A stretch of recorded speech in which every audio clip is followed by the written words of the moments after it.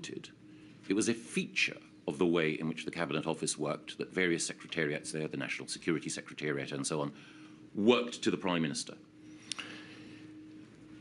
Ministerially, to whom should the inquiry look in terms of accountability for the state into which the Cabinet Office descended prior to the onset of the coronavirus pandemic? Well, I would take 2 steps back.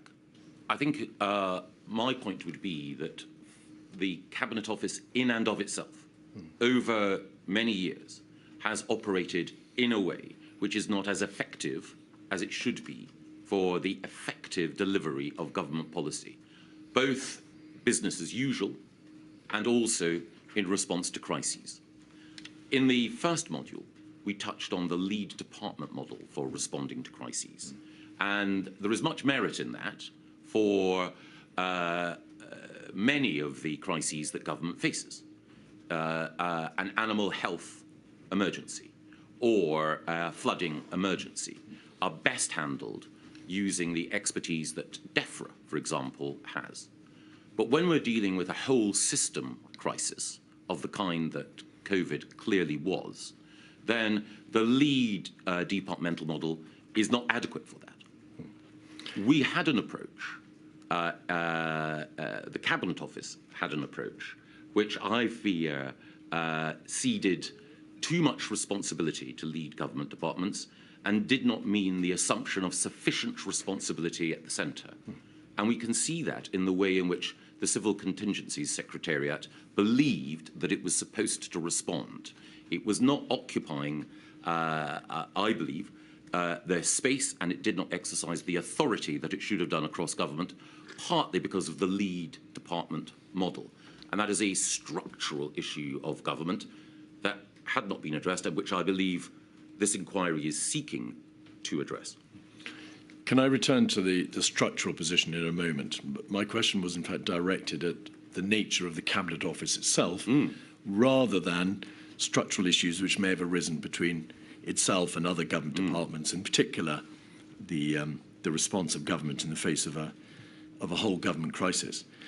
The Cabinet Office itself has been described as dysfunctional, bloated, too many senior levels, too many Director Generals, a degree of duplication and confusion, a huge number of communications engagement staff, and so on. That is a facet of the Cabinet Office itself, not any other lead government department. Why do you think that the Cabinet Office came to be in such a state? Well, again, the Cabinet Office acquired additional responsibilities before and during my time there. There was a tendency, there has been a tendency, amongst successive Prime Ministers to shove into the Cabinet Office responsibilities that do not appear to fit conveniently or easily elsewhere. At different times, different Prime Ministers have used the Cabinet Office, for example, to lead on drugs policy or on policy towards charities and the third sector. So it becomes a sort of Mary Poppins bag into which different Prime Ministers will shove things that they believe require to be dealt with by the government's nanny, as it were. And it's also the case that the Cabinet Office, under previous ministers, had acquired responsibility, which I believe is right, for ensuring that various cross-government functions, procurement, communications and buildings and so on, were administered more effectively. And on many of those occasions, as the Cabinet Office grew, as its responsibilities grew, what we did not have was the drains-up exercise to look and to focus on what exactly should be done through the Cabinet Office and what should be done through other government departments and what should be done in Number 10. And when I assumed responsibility for the whole of the Cabinet Office in the middle of February and in early March, I believed that we needed to change the way in which it operated. And I made my views clear to the Prime Minister, to the Cabinet Secretary, and to those working for the Prime Minister, that we needed to reform the way in which the Cabinet Office operated. Again, Mr. Gove, you've referred to the areas for which the Cabinet Office became responsible and to the structural system around it. Was it not apparent to you, particularly when you became Minister for the Cabinet Office, that in terms of personnel, in terms of its working arrangements, in terms of its ability to function, there were very serious concerns revolving around the nature of the Cabinet Office? On the question of personnel, I would gently push back. I think that the Cabinet Office had some of the finest civil servants in Whitehall working within it, and overall, I was and continue to be impressed by many of those who work there. And it was certainly the case that one of the additional responsibilities that the Cabinet Office had, as we mentioned earlier, from July, was preparing for the UK's departure from the European Union. During that time, some of the civil servants, both who were there and who joined, were among some of the finest public servants that this country has. I would not blame them. I think the dysfunction in the Cabinet Office was a consequence of two things. Responsibilities being added in a piecemeal and cumulative way without strategic thought being given to how the Cabinet Office would discharge all of those, and a related failure to think strategically about how the centre of government should be reconfigured. Regardless of whether the cause was a systemic one, a structural one, a problem with the Cabinet Office, in blunt terms, being given too much to do, the reality in terms of the impact was very serious, was it not?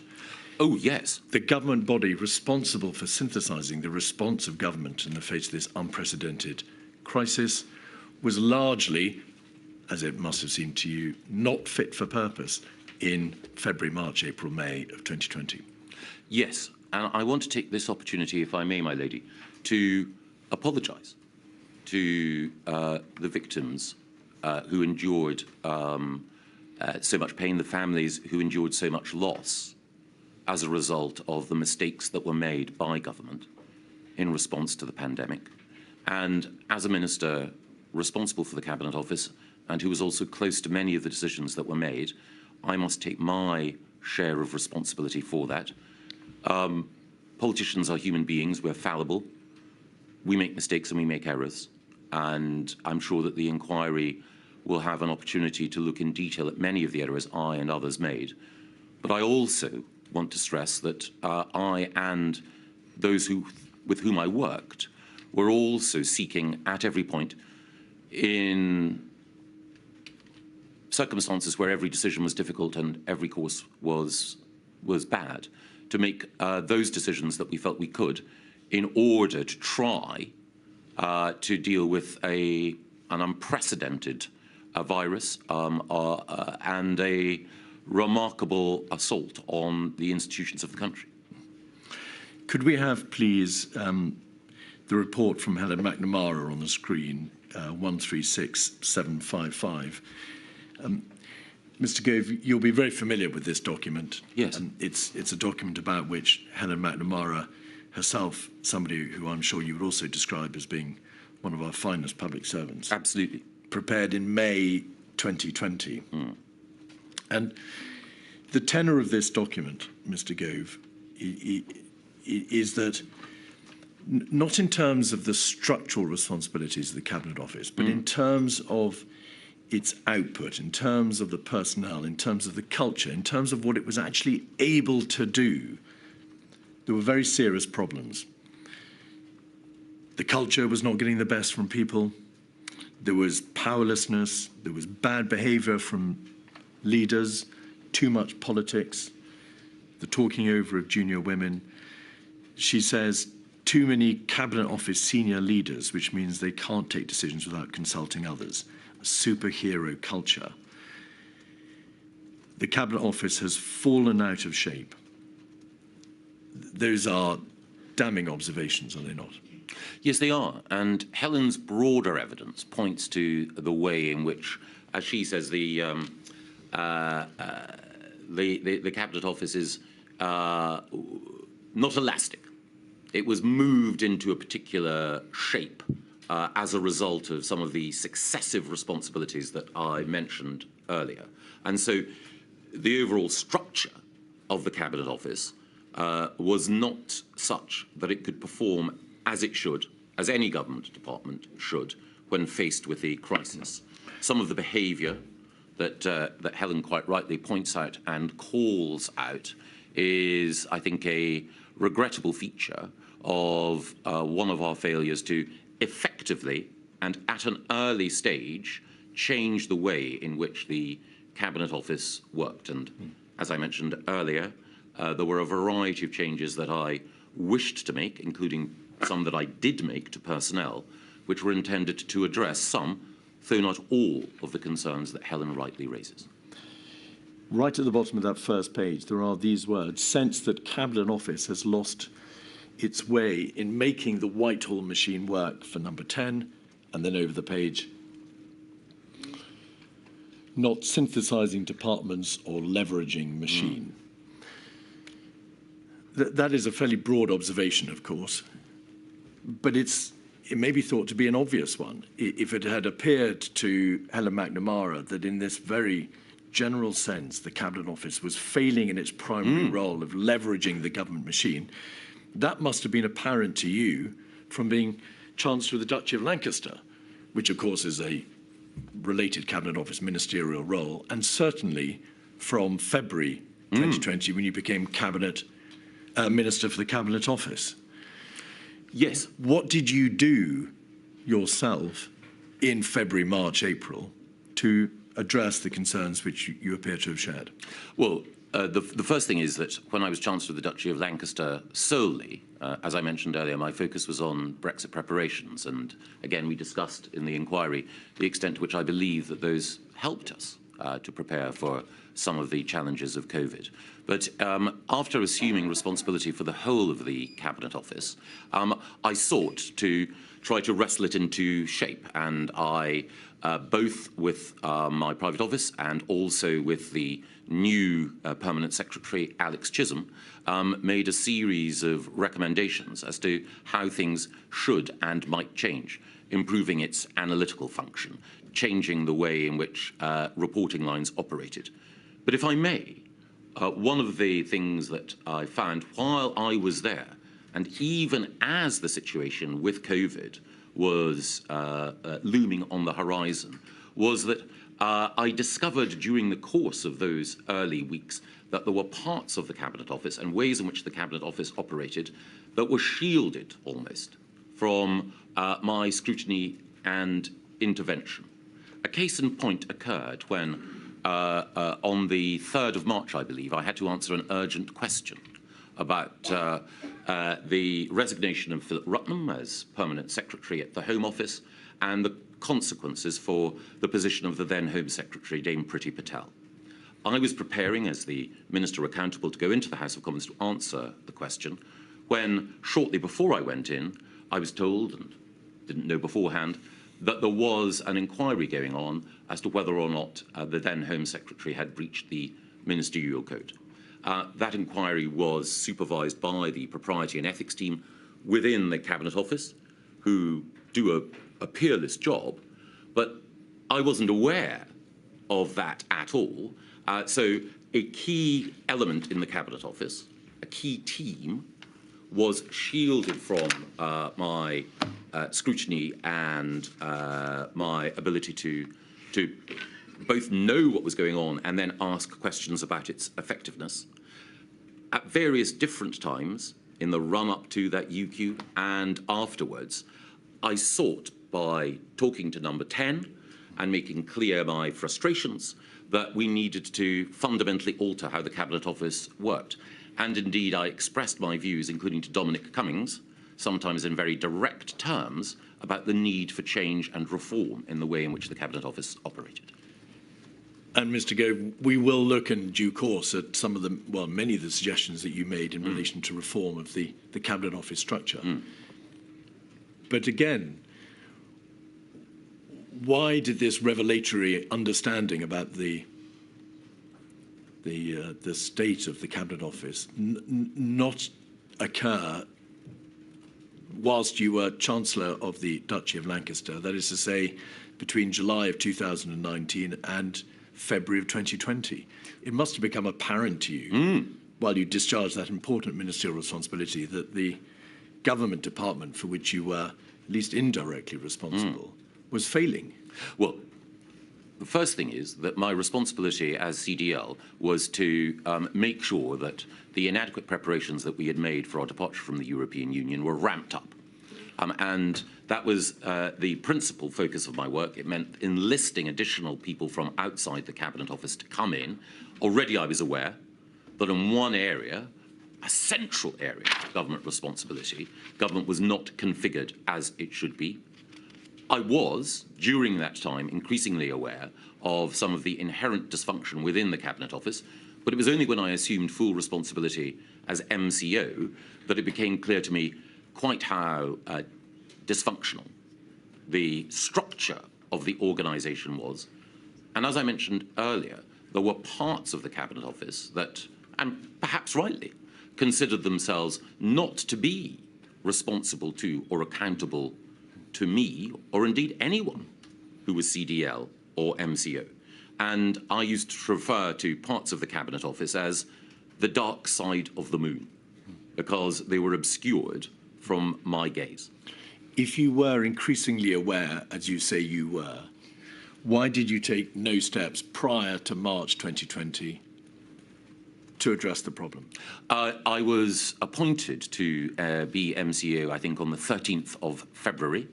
And I think within weeks, I was making clear to Number 10 and others. I mean, I apologise. Between July 19, when you were Chancellor of the Duchy of Lancaster, and March 2020, when you had your feet under the table of that new ministerial responsibility.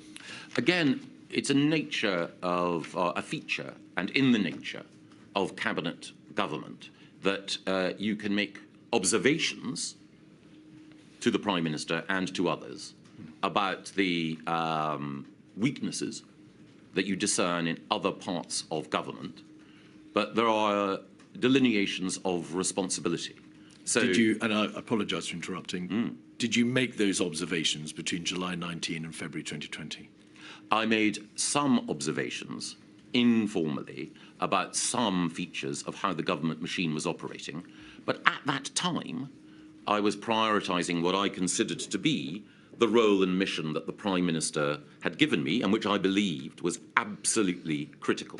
So, as I arrived as Minister for the Cabinet Office, alongside being Chancellor of the Duchy of Lancaster, I had concerns, but I wanted to familiarise myself with the shape and structure in greater detail before then making recommendations for change. Normally, in previous cabinet roles, when I've arrived in departments and I believed that there needed to be change, I've taken a couple of months before instituting what some of those changes are, because I wanted to make sure that I properly understood why things are the way they are, before then arguing for change. When I arrived at the Cabinet Office, it was rather quicker. There is a principle in politics, the principle of Chesterton's fence. Sometimes the existence of a particular institution or protocol seems irrational, but before you remove it, you need to understand why it might have been put there. And that applies in other government departments.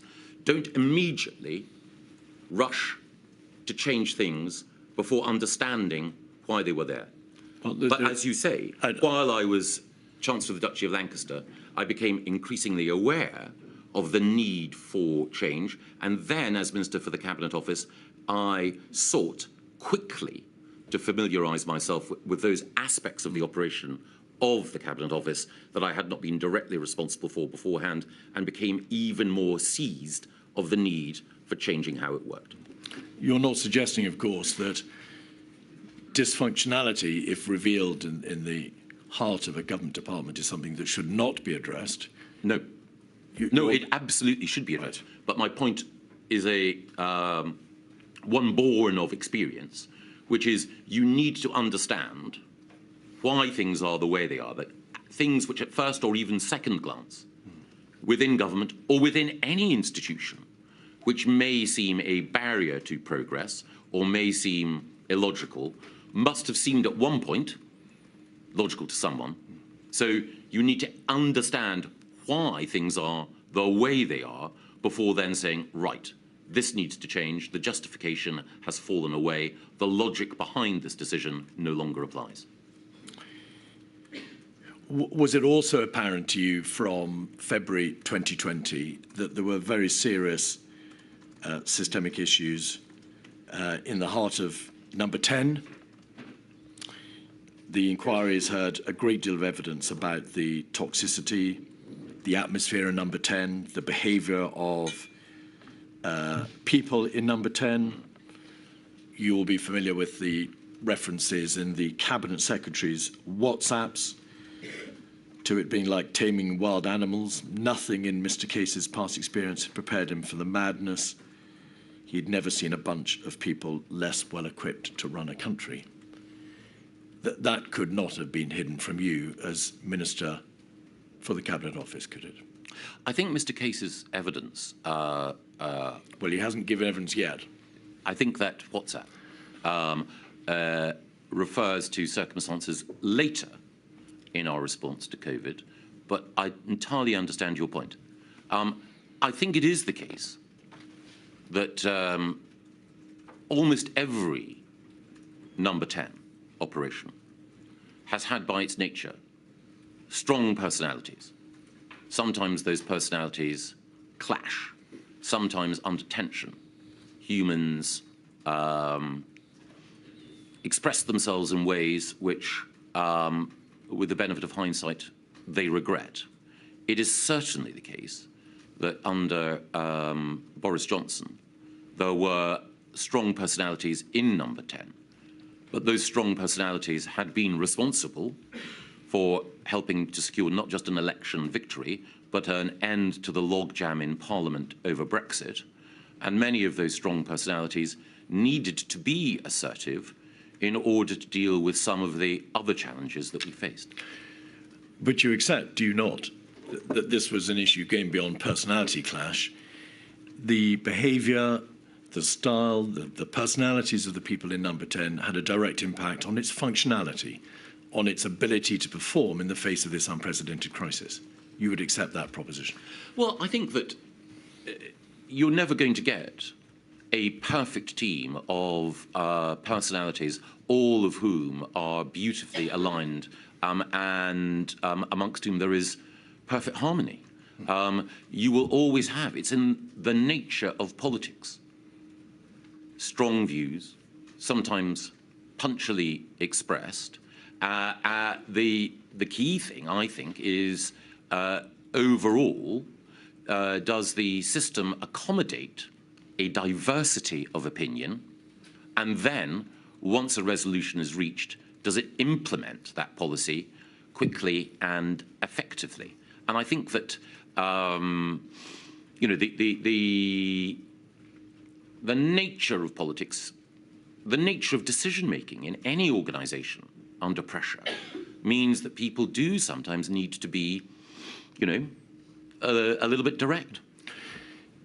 The evidence, Mr. Gove, suggests, well, the point is not that a council of perfection should have been expected on the part of Number 10, but that it was dysfunctional, that it was chaotic, that in terms of its ability to produce policy, as you've described it, to implement government decision-making,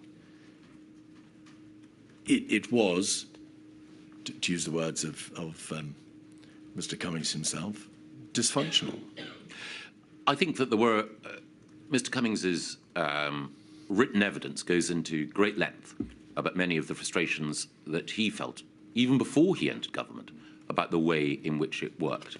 I share many, if not all, of his concerns and views about some of the weaknesses of the way in which government operates. But I think that it's in the nature of anyone who's a reformer that they will feel the need to test the effectiveness of delivery and then want to seek to improve it sometimes by being exacting and tough, but one would hope always with an understanding of the human factor as well. And I think that the question of how effective government was and is best discerned from a detailed look at its response to different crises. And again, I would not want to preempt the committee's conclusions at all, but I think I would argue that the government of Boris Johnson, when it came to preparation for Brexit, executed that well. When it came to the vaccine rollout, executed that well. But there are other areas which I know the inquiry will look at where it would be quite wrong to award ourselves high marks. Well, I'm going to press you on that, Mr. Gove. In terms of the government's overall response in those early months to the crisis and deliberately not addressing the issue of vaccines, the government response was deficient. There was a chaotic and dysfunctional element inside Number 10, inside the Cabinet Office, and the government, whether you put it in terms of, using your words, in terms of output or delivery, was significantly off the mark, was it not? I think it was the case that there were specific failings, and we can go on to list them. But I would add two things. The first is that governments across the developed world were dealing with a novel virus, and governments across the Western world scrambled to appreciate quite how devastating the impact of this virus would be on their healthcare systems, on their economies, and on vulnerable people within their societies. So, of course, mistakes and errors were made by the UK government, and some of them were unique and specific to the UK government. But I also think that we need to remember that governments everywhere made errors. This is not to excuse me from my responsibility for the mistakes that I made. It's simply to say that when dealing with a crisis of this kind, one needs to appreciate that for democratic politicians everywhere, there were sudden and accumulating pressures, which some dealt with better than others, but also the very nature of the virus and the nature of the response required became more and more apparent over time as more and more evidence came to light, as we've seen from the evidence presented to the inquiry. Originally, there was scepticism about asymptomatic transmission. As we've seen from the evidence presented to the inquiry, there was a strong body of scientific evidence that suggested that, for example, to lock down earlier than we did would have tested the patience and the endurance of the British public in a way that was not sustainable. Can I interrupt you there to say, of course, we're going to look at some of the decision-making, important decision-making, and the information available to the government. But before we move on from this topic, Mr. Gove, you would accept that, however eloquently advanced, that those observations in relation to the performance of other governments can only be proffered by way of mitigation. They are not an answer to the basic charge, I don't mean that in a legal sense, that there were failings in the heart of the government machine, its departments, its centre, its operations in Number 10, that directly impacted upon its ability to respond to the crisis. Yes, but I think that it's important that we are specific and that we look at specific incidents. So it's understandable that people will express themselves in WhatsApps in the heat of the moment, or even in evidence in placid recollection. They will express themselves with frustration, sometimes anger, about what they see and what went on. That is human. What is also human is making mistakes. The key thing is, were individuals case by case operating in a way that was cavalier, irrational, or foolish? And my contention would be that if we look in detail at each of the processes of decision-making, we can understand that many of the weaknesses were as a result of systemic factors. other weaknesses were as a result of people's preferences, instincts and judgments leading them in a particular direction, which with the benefit of hindsight was wrong. Indeed. The DHSC, you must have been in a position to form a view in a general sense about its ability to respond to the crisis. Evidence has been given in this module from Mr. Cummings, from Lord Sedwell, also by Sir Patrick Vallance, with particular reference to his diaries, to the effect that between February and May 2020, the DHSC was overwhelmed by the scale of the crisis. I don't wish to engage with you on the merits of the lead government department model. We must focus on the practical response, the practical ability of that department to be able to respond to the crisis. Would you agree with that proposition that it was indeed overwhelmed by the scale of the crisis? I think I would put it in a slightly different way.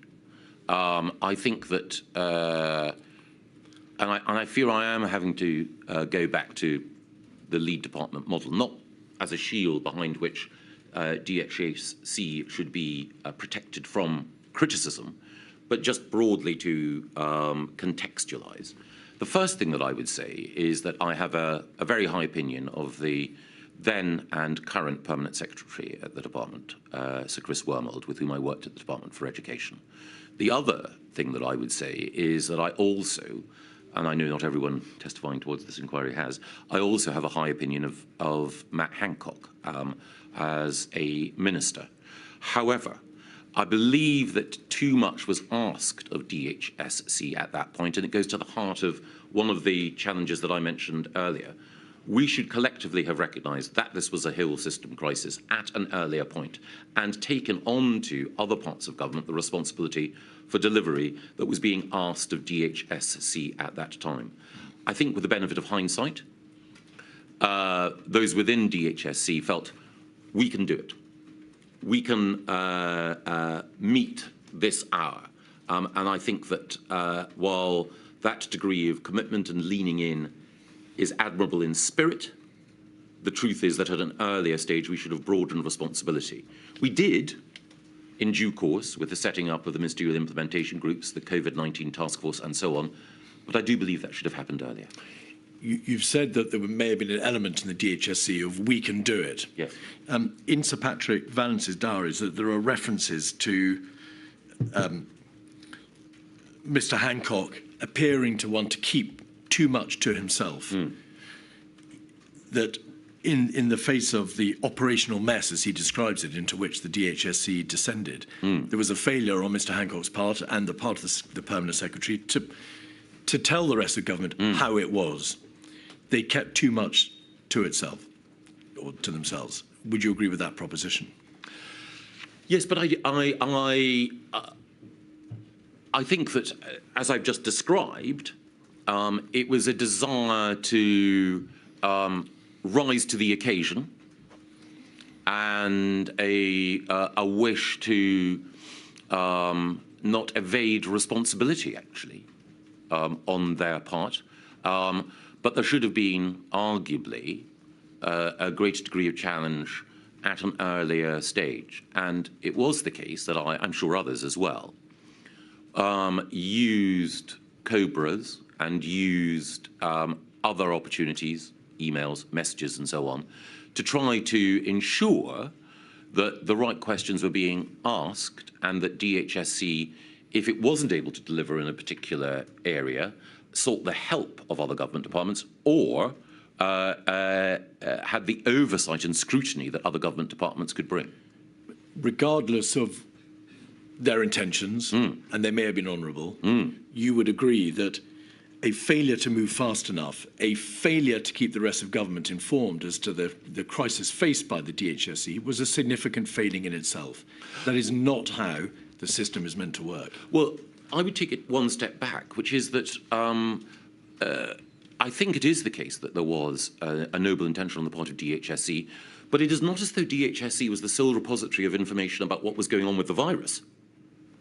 One of the things that we were all doing was both listening to the thoughtful advice from the government's chief scientific advisor and the chief medical officer, but also seeing what was happening on our television screens, reading material that was open source and widely shared.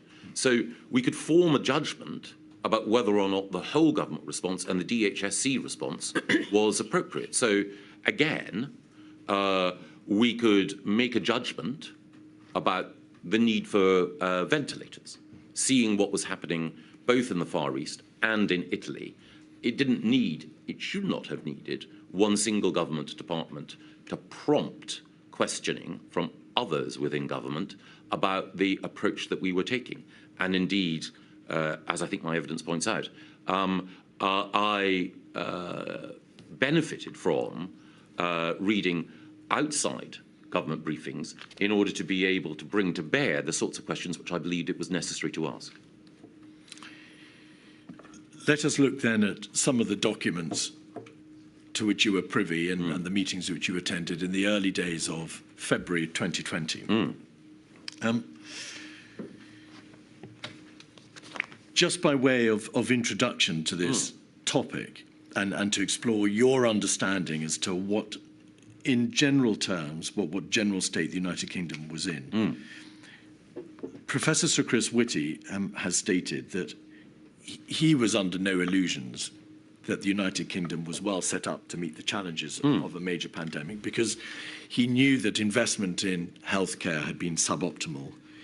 He knew that the pan-flu plans, such as they were, wouldn't necessarily stand up to the challenges of coronavirus. And of course, he was aware there was no sophisticated or scaled up test and trace and isolate system, in contradistinction to some other countries. In general terms, Mr. Gove, in early February, were you aware of those concerns? Was that a viewpoint that you shared? Were you under any illusions as to the general ability of the United Kingdom to respond to this crisis? I think it was only later in February that I began to feel a sense of concern about how well prepared as a country we were. Prior to that, A, I didn't have the MCO responsibilities, but B, the general sense was that we were relatively well prepared as a country. Those were the assurances that we were being given across government. And I broadly took those on trust. I think there were some ways in which the government, as a result of exercises and steps that we'd taken beforehand, was, in a position to deal with aspects of the crisis, other areas where we were clearly weaker. But no, I didn't have the prescience to see in early February that we were not well prepared. I think it was only later in February and early in March that my concerns about our response mounted. Of course, there was no real change in relation to those deficiencies. No. The healthcare system was what it was. The pan-flu plans had been prepared in 2011 and had not been significantly altered. And there was no sophisticated, scaled-up TTI system. So to that extent, Mr. Gove, why were you not made aware of those salient features, those pre-existing aspects of the government's ability to respond? I think because, again, I trusted, and I think others within government would have trusted the Department of Health and those with whom it worked in that area. Even after I took on MCO responsibilities, which was, as we discussed, in the middle of February, I could not immediately, I think, have scrutinised every single contingency plan across government and tested it with the rigour that might have been deserved. Of course. And of course, we were in the middle of an evolving crisis, and as I mentioned earlier, and as is well known, while the plan for pandemic flu that had been developed was, had many strengths and virtues, it was in the nature of the virus that we faced that it presented a different set of challenges from those that pandemic flu. Indeed. But you would therefore accept that it turned out your trust in the system of government, your trust in, as you've described it, in the understanding that structurally the United Kingdom was well placed to meet the challenges of this new virus, were misplaced. It turned out we were not. We were not as well prepared as we should have been, ideally. I think that is true. Again, it's in the nature of the fact that the virus was novel. And indeed, I think, though this probably goes beyond the remit of the inquiry, there is a significant body of judgment that believes that the virus itself was man-made, and that presents a set of challenges as well. Forms no part of the terms of reference of this inquiry, Mr. Gove, to address that somewhat divisive issue. So we're not going to go there. But I think it is important to recognise that the virus presented a series of new challenges that required both the science to adjust, and science by definition adjusts on the basis of accumulating evidence both about the operation of the virus and its effect on particular elements within the population. Well, we'll come to that quite separate issue in a moment. There was a cabinet meeting on the 6th of February, 56137. You were an attendee. We can see your name in the left-hand column on the first page. On page 6, there was a reference to a tabletop exercise.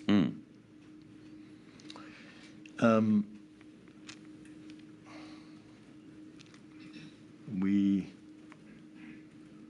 should be able to see that reference, perhaps not on, therefore, on this page. Yes, there would be a tabletop exercise the following week. Colleagues should attend personally or designated junior minister as a dedicated departmental minister. That may have been, I think it probably was, Operation or Exercise Nimbus, which took place on the 12th of February. Did you attend Exercise Nimbus? No. What learning was communicated to you about the outcome of that tabletop exercise to which there'd been reference in Cabinet? I do not recall any specific reference to exercise or Operation Nimbus. I do recall that after I acquired the responsibilities as MCO, a series of conversations with Catherine Hammond, the Director of the Civil Contingencies Secretariat, about some of the specific responsibilities that the Cabinet Office had.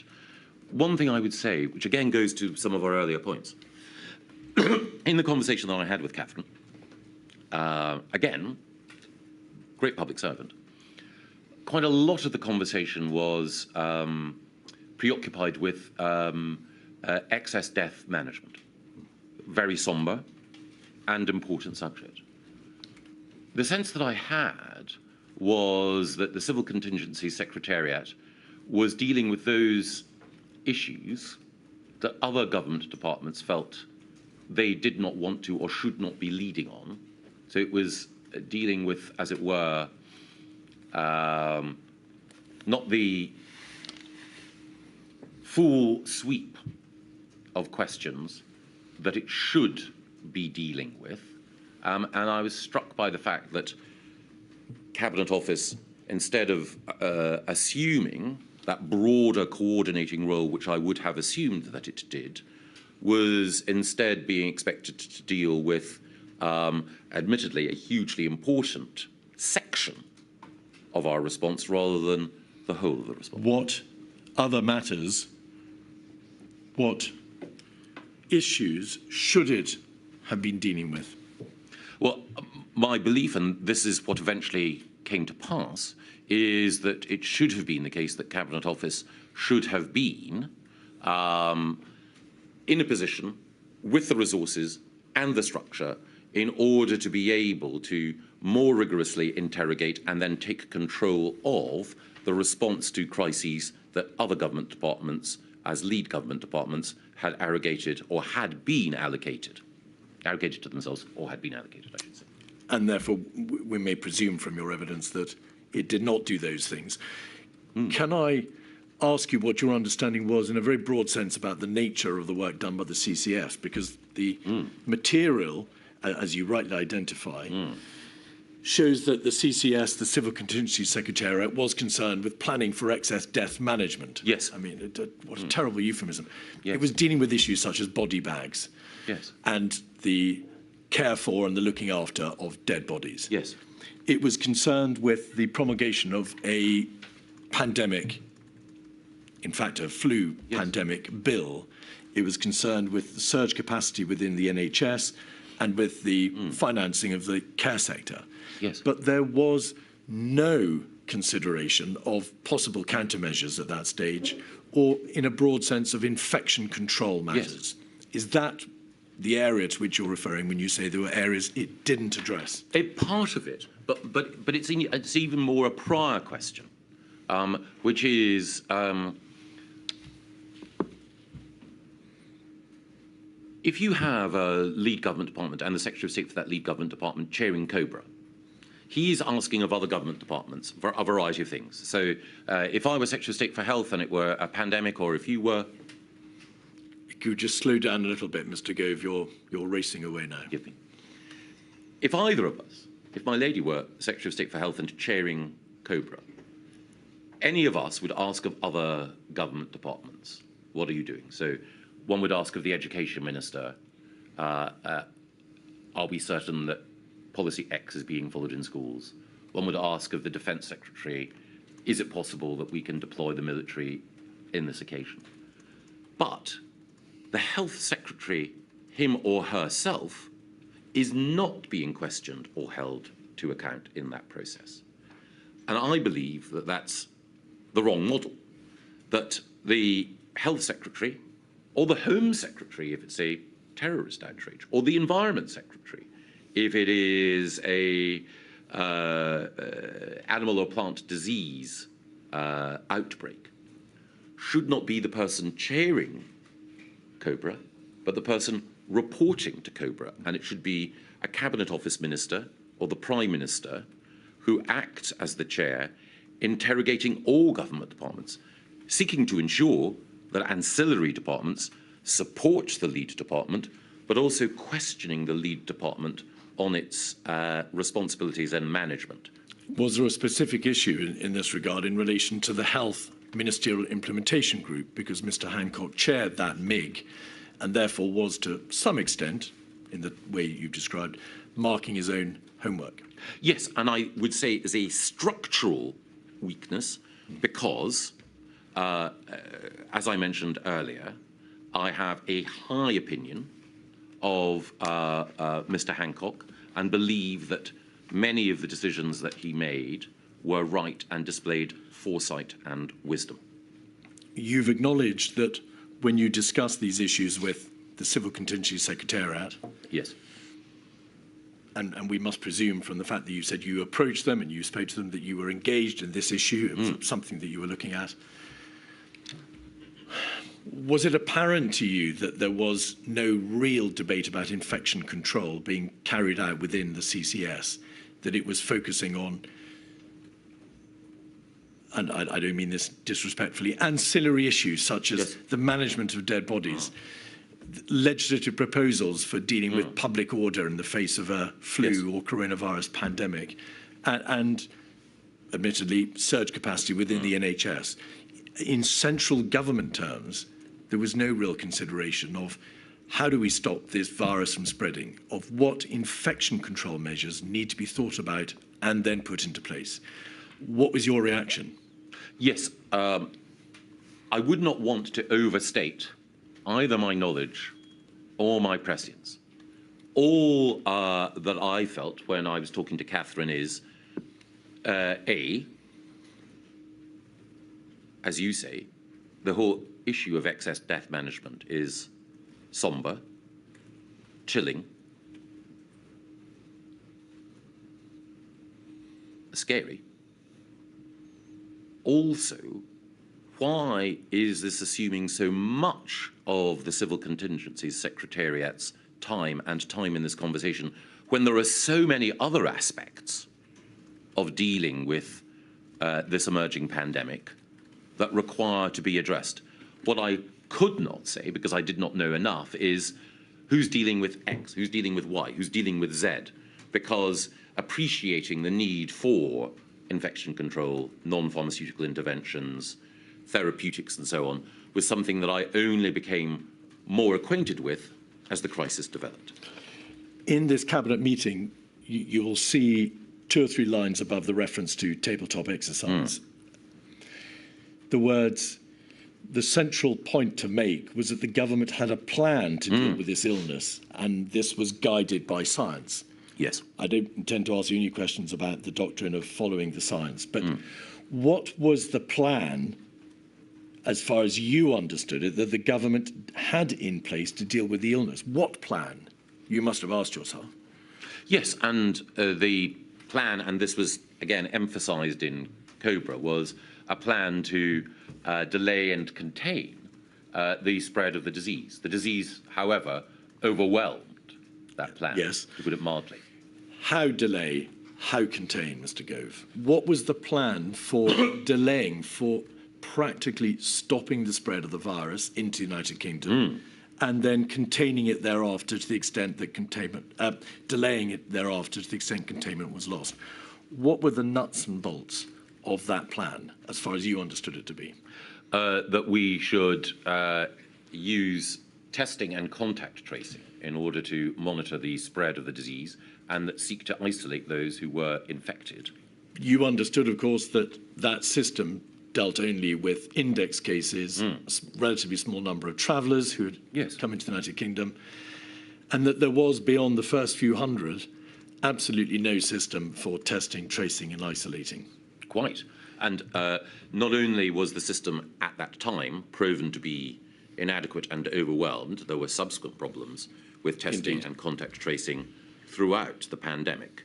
I would only add, however, that the initial evidence that ministers were presented with was that there was a low likelihood of asymptomatic transmission, and obviously we subsequently discovered, we all discovered that was not the case.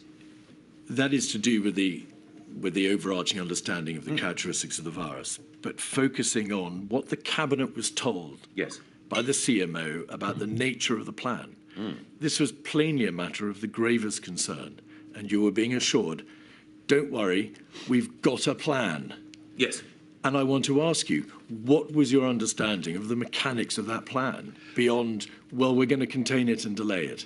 That principally, but also that we had, as Chief Medical Officer, one of Britain's foremost epidemiologists, that we had a robust system within the NHS of providing surge capacity at certain moments, and that we had stocks of some of the drugs that might prove efficacious and of PPE.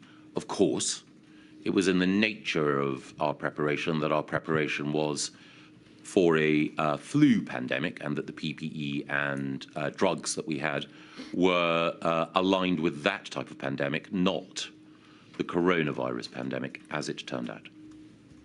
Even at that stage, Mr. Gove, it was known to everybody there was no antiviral or no therapeutic for this coronavirus. So that could have been of little solace. In terms of how it was envisaged that if the virus spread beyond the handful of travellers and index cases, infection control measures could be put into place, what debate was there? That debate only intensified or really took place later. I'm so sorry to interrupt. There was no debate about the nature, the existence of infection control measures at this stage in early February. Well, there was an observation or a series of observations about what was being done in East Asian countries, and particularly in China. And again, a central question that I know many of us will be asked to address is the wisdom or efficacy of lockdown. But I think, as the CMO, CSA and others have said, lockdown was an unprecedented departure for a country like the United Kingdom with its traditions of liberty, normally it would be the case that those who were infected, and visibly so, would be isolated, not an entire population being locked down. It was a very, very significant step, I believe, right and justified given the nature of the virus, but nevertheless a momentous one. And again, we were looking at emerging evidence at that time.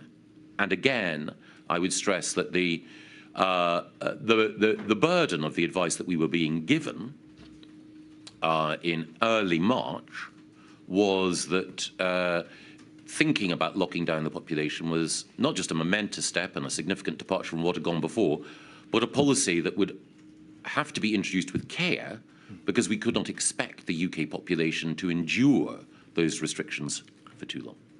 We will return, of course, to the issue of lockdown. But for present purposes, it wasn't, of course, a decision that was made until the 23rd of March. Indeed.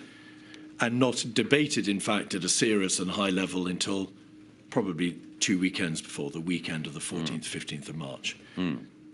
You accept, therefore, Mr. Gove, that whilst debating the spread of a new coronal viral outbreak, acknowledging, as you have done already, that there was a dawning realization that there were no practical measures that could stop its spread, no TTI, sophisticated TTI system, that the virus, once it got out of China, would be impossible to be limited, to be kept away from our shores. There was no debate about infection control. Prosaically, how do we stop the virus from spreading throughout this land? I would say two things. I'm sure there was debate going on in SAGE, in other government advisory committees, amongst medical experts, epidemiologists, and public health experts. I'm sure that debate was going on. I could only rely on the advice that was given to government ministers, broadly, and also to what you or I or anyone could read through open source information. And at the time, in public debate, there were not many voices who were urging the type of action that we subsequently embraced. And I think it was only because of the situation in Italy, in Lombardy, and the effect of lockdown there, that we had a real existing example in a Western European country of the application of the types of policies that we subsequently had to embrace. So I search in vain for the individual or individuals who, well in advance of early March, were clear about what was required. I think I mentioned in my evidence that the former cabinet minister, Rory Stewart, invoked the example of dealing with Ebola in calling for very firm measures.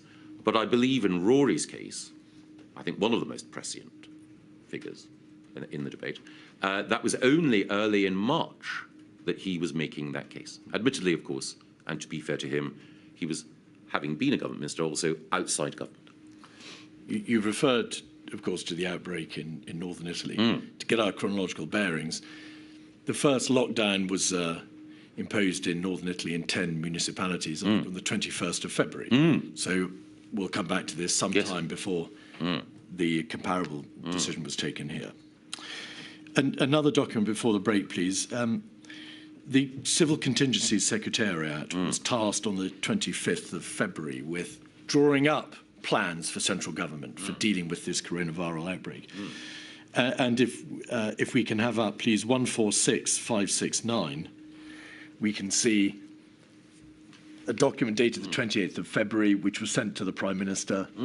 We can see the reference in the top right-hand corner. Prime Minister, this is a short update paper on domestic plans on coronavirus.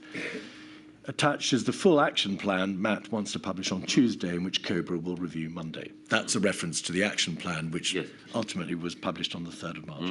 If you could scroll back out, we can see, dated the 2nd of March, that the CCS is saying in paragraph 1, COVID-19 looks increasingly likely to become a global pandemic.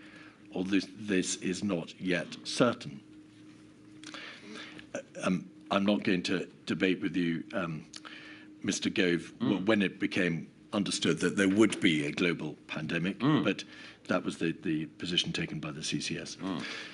However, a global pandemic will require a step up in our response as we use additional legal powers, public messaging and difficult policy decisions to delay the onset of any peak and mitigate the worst impacts. If we could scroll back out, we can see then in paragraph 3, preparations are well underway. COBRA is meeting regularly and our best scientists are advising on when this step up will be needed. We need to share more of our planning.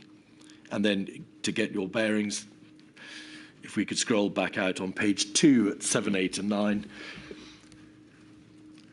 we can see strategic and tactical aims set out. Protect lives, contain the infection, delay the peak. Yep. We need to strike a balance between taking precautionary steps and overreacting. So 2 questions, please. Were you privy to this document? Was this sent to you?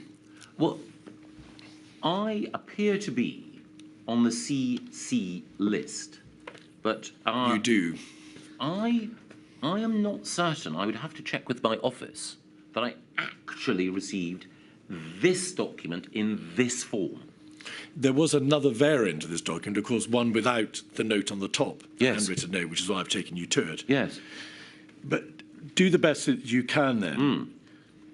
There are repeated references to the preparation that would need to be done. A clear plan of activity will be required. And to the strategic and tactical aims. At this time, at the end of February, which is over a week after the lockdowns have been imposed in Italy, were you struck by the absence of detailed infection control plans, the practical measures which ultimately, of course, were imposed? Did it strike you that their omission from this core document from the Civil Contingency Secretariat was significant? I think it was only a week after that, the week commencing the 9th or 10th of March, that my concerns began to mount significantly. There's a reference to overreaction in paragraph 9. As cases spread across the world, the risk of overreacting is reducing. There was a meeting with the Prime Minister, which again you may not have attended, on that day, the 28th of February, and his private secretary's notebook refers to the fact that the Prime Minister stated the biggest damage would be done by overreaction. Yes. What was your view at this stage, around about the end of February, on the danger of overreacting? I recognised the case. I do not believe that it was at the end of February. I believe that it was just a little bit later. As I say, on the week beginning the 9th or 10th of March, that I became convinced that the danger was underreacting, not overreacting. But I think that the Prime Minister's view that on past occasions we had seen, not so much foot and mouth, forgive me, Freudian slip, BSE, that we had seen an overreaction. I think his natural concern was that if we paralysed the economy, there would be undoubted costs. There were undoubted costs. And before taking such a grave step, we needed to be absolutely certain that it was justified. As I say, at the time, at this precise point, around the very end of February, I was inclined to give substantial weight to the Prime Minister's concerns. It was only in the succeeding days that I became more and more convinced, actually, that action was required. And that was partly because of what I had seen happening in Italy, partly also material that had been sent to me by friends outside government that led me to believe action was needed. Milady, is that a convenient moment? It is, certainly. Forgive me, 11:30, please.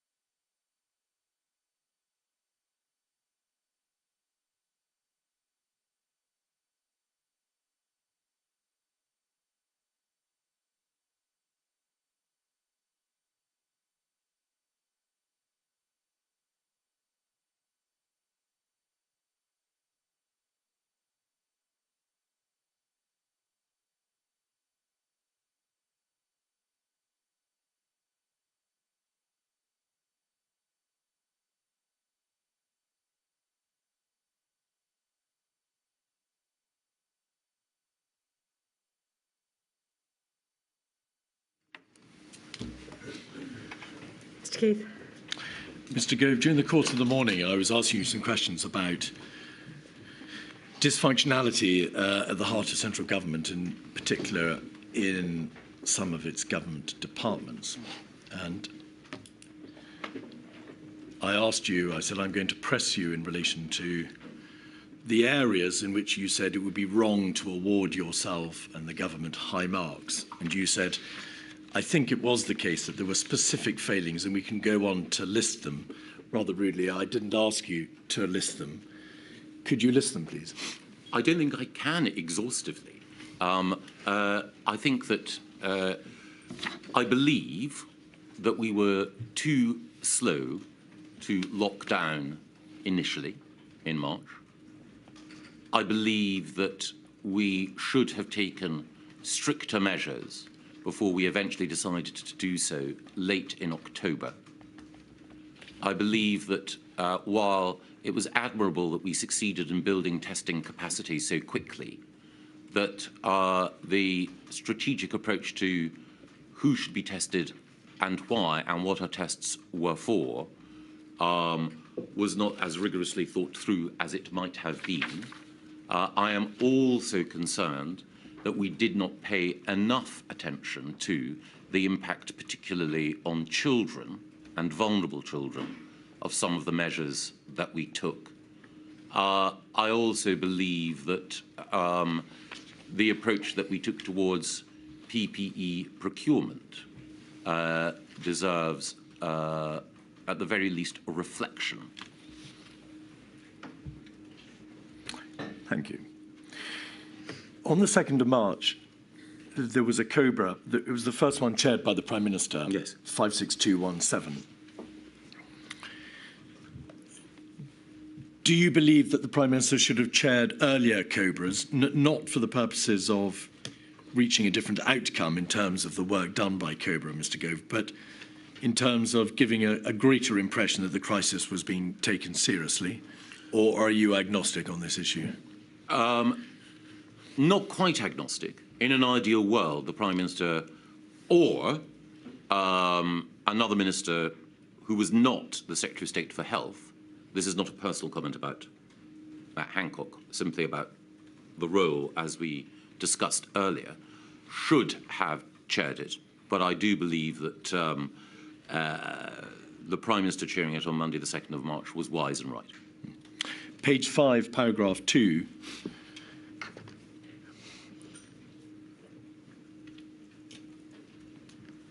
The Chair invited the Government Chief Medical Officer and the Government Chief Scientific Advisor to provide a situation update. The CMO said that contact tracing for the source of infection for the last 2 cases in the United Kingdom had not been successful, and that in both France and Germany there was now sustained community transmission. So this is the 2nd of March. It's about a week or 10 days after a lockdown has been imposed for the first time in the 10 municipalities in Italy. There have been cases within the United Kingdom since the beginning of January, the 30th and the 31st of January, in fact. And the COBRA, the primary crisis response body for the United Kingdom, is being told contact tracing for the source of infection for the last 2 cases has not been successful, and there is sustained community transmission in France and Germany. Did you, experienced Cabinet Office Minister as you were, understand that in effect containment had been lost, that the virus was here and was spreading? Yes. There was an action plan published the following day. You've referred to it later, referred to it earlier. INQ 57508, the Coronavirus Action Plan. This was, and we'll come to this in a different context later in the course of your evidence, a document, a publication to which all the devolved nations had contributed. At page 10 on paragraph 3.9, there is set out the broad strategic approach to the United Kingdom government. Contain, detect early cases, follow up close contacts and prevent the disease taking hold in this country for as long as is reasonably possible. If it does take hold, slow the spread in the country. Did COBRA, which was cited, of course, on the publication of this action plan, consider the degree to which containment had already been lost, that the virus was in the United Kingdom and it was spreading, there was sustained community transmission, and therefore that a strategy based in part upon containment was a failed strategy? I think it's fair to say that there was a dawning realization that the spread of the disease would mean that moving from contain to delay was becoming more and more imperative. Certainly on my part, and I'm sure on others. Did anybody think to ask themselves, but what is the point of publishing our sole strategic document on a basis which may simply not turn out to be correct? I think it was the case at that time that there was a growing realization, but it was not universal. This was a document, of course, agreed by all four governments, into which a degree of close working had gone. And this was the plan overall, as had been drawn up in the weeks and days beforehand. So I think it's fair to say that in laying out how the government sought and planned to approach the pandemic, that it was right to show our working, as it were. On page 4 of paragraph 1.1, there is a reference to the United Kingdom being well prepared to respond in a way that offers substantial protection to the public. That turned out not to be the case, did it? Certainly we were not well enough prepared, no. Going back to the COBRA document the day before, the meeting of COBRA 56217, on page 5, paragraph 3,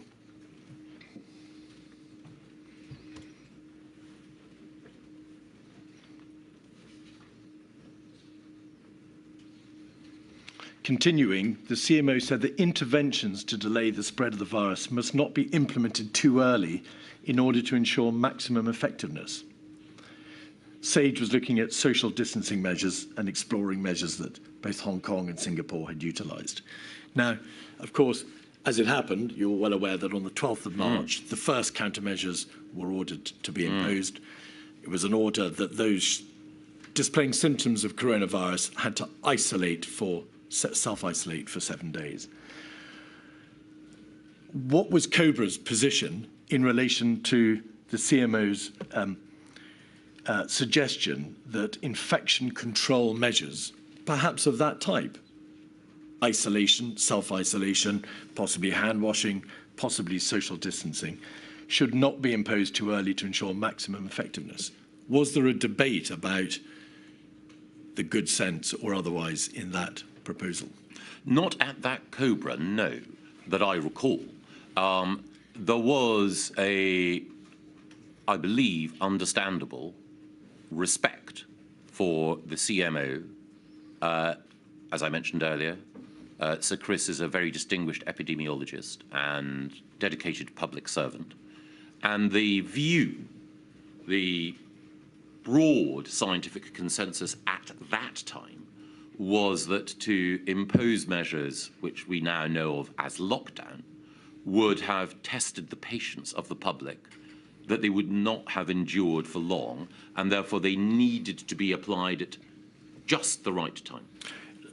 This was not, with respect, a reference to lockdown, or at least not least lockdown, because it's measures for social distancing and exploring measures.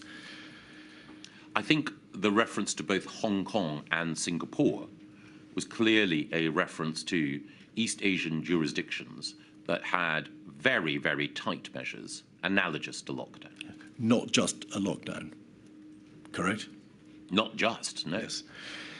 So the CMO told COBRA that whatever these measures for social distancing were, they should not be imposed too early, and yes. COBRA accepted that proposition. At the time, yes. Page 6. there is a reference to next steps. Summing up, the Chair said the government's response must be guided by science and protecting the vulnerable. The Chair said that COBRA will continue to meet on a regular basis. Why was there no debate on the merit or efficacy of specific measures, perhaps of the type that the Chief Medical Officer had in mind? Well, no such measures were put to COBRA at that time. I think that the CMO, I can't obviously know what all his thinking was, but I think the CMO was preparing us for the need for such measures in the future, rather than listing the sorts of measures that needed to be implemented with rapidity later. Bluntly, why did no one on COBRA, the primary crisis response body for the United Kingdom government, say to the Chief Medical Officer, it's obvious containment is lost or is about to be lost. This fatal virus, to which there is no vaccine or antiviral, is here and it's spreading. What, in practice, needs to be done to prevent the spread of the virus throughout this population?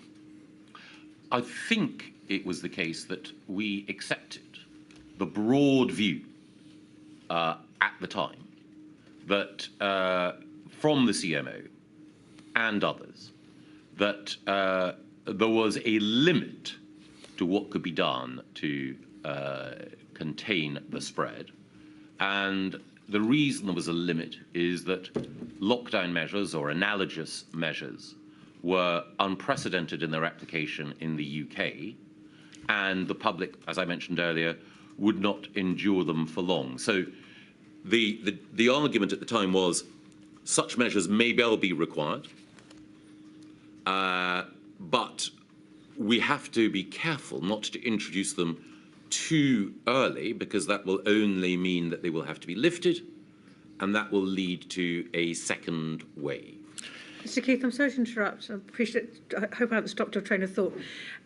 Going back to the reference to the Chief Medical Officer's advice to COBRA, I can't remember, forgive me, and I haven't got my notebook with me, whether that passage was put to Sir Chris and whether he accepted it was a fair reflection, because it seemed to me that he appeared to be advising caution against any measures, including lockdown, and we can understand the reasons in relation to lockdown. And I just wondered if... Yes, indeed, the general proposition was put to him, but not that sentence. So my lady's quite right. There is an issue as to whether or not measure meant measures or it meant the lockdown measure. Exactly, or whether it meant things short of lockdown, like social distancing. Yes. Obviously, I'm not in a position to give evidence, and of course I can't. You have received a fair amount of material already as to what the general state of play was about the understanding of what measures might in due course be imposed. So I think a sensible place to land in relation to this is that no part of government was saying these are the lists of these are the lists of measures which you need to be considering. There was a general sense of be careful. It's just that Mr. Gove just said that the public might get tired of them. Well, things like washing hands, we know that has no downside. And so I just wondered whether... Indeed. Can you remember, Mr. Gove, did the CMO cover up the broad spectrum of measures, or was your impression he was talking about measures as draconian as lockdown? I think that he was preparing us for the possibility that there might need to be draconian measures, hence the reference to Hong Kong and Singapore. But at that stage, the broad advice was, as my lady says, to wash one's hands. To jump ahead slightly, and it may not be helpful, I believe that Cabinet met the following Tuesday, on the 10th of March. And in the Cabinet minutes, a point is recorded as having been made. I believe this is a reference to a question or a point that I asked then. I, by that stage, was concerned that the measures we were taking were not sufficient, that the hand-washing advice, while obviously valuable in itself, was not enough.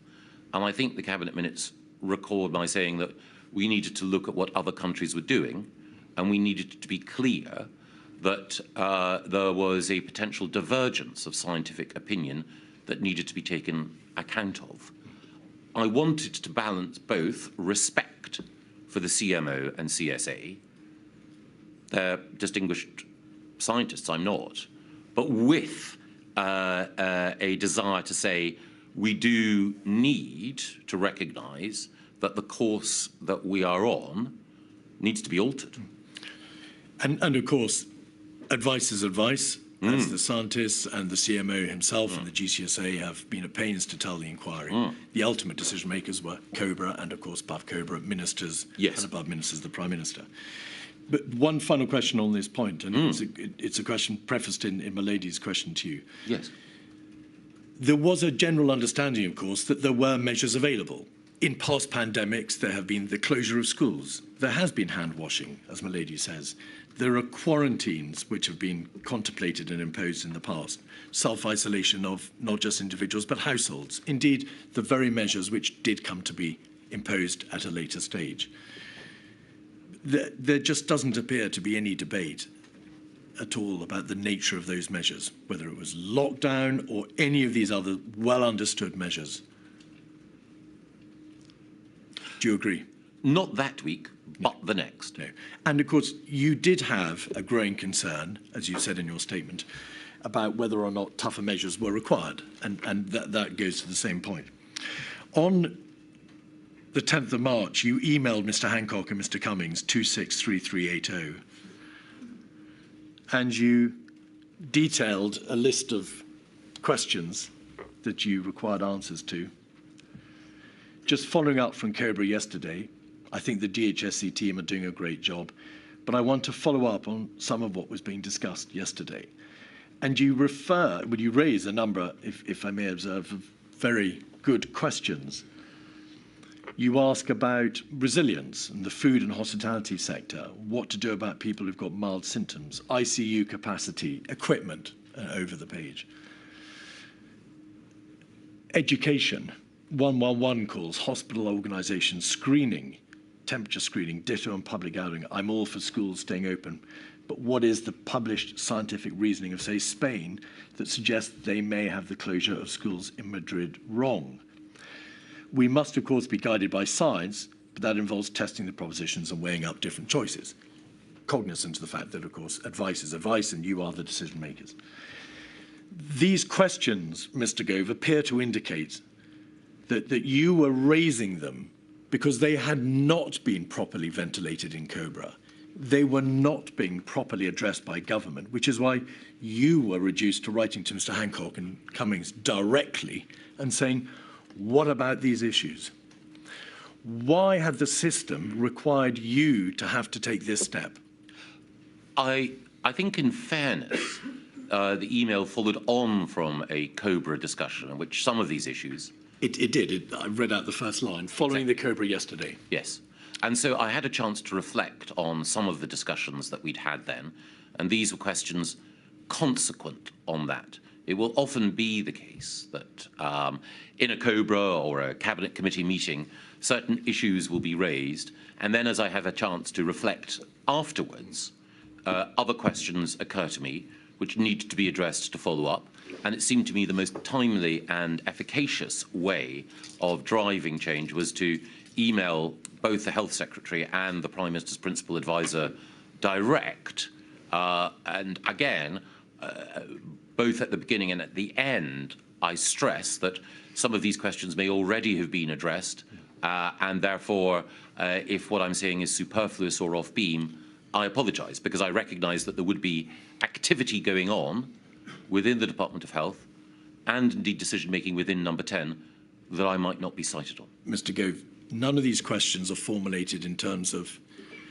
the point was made yesterday or something was said yesterday, and I just want to follow up with a question. It is this.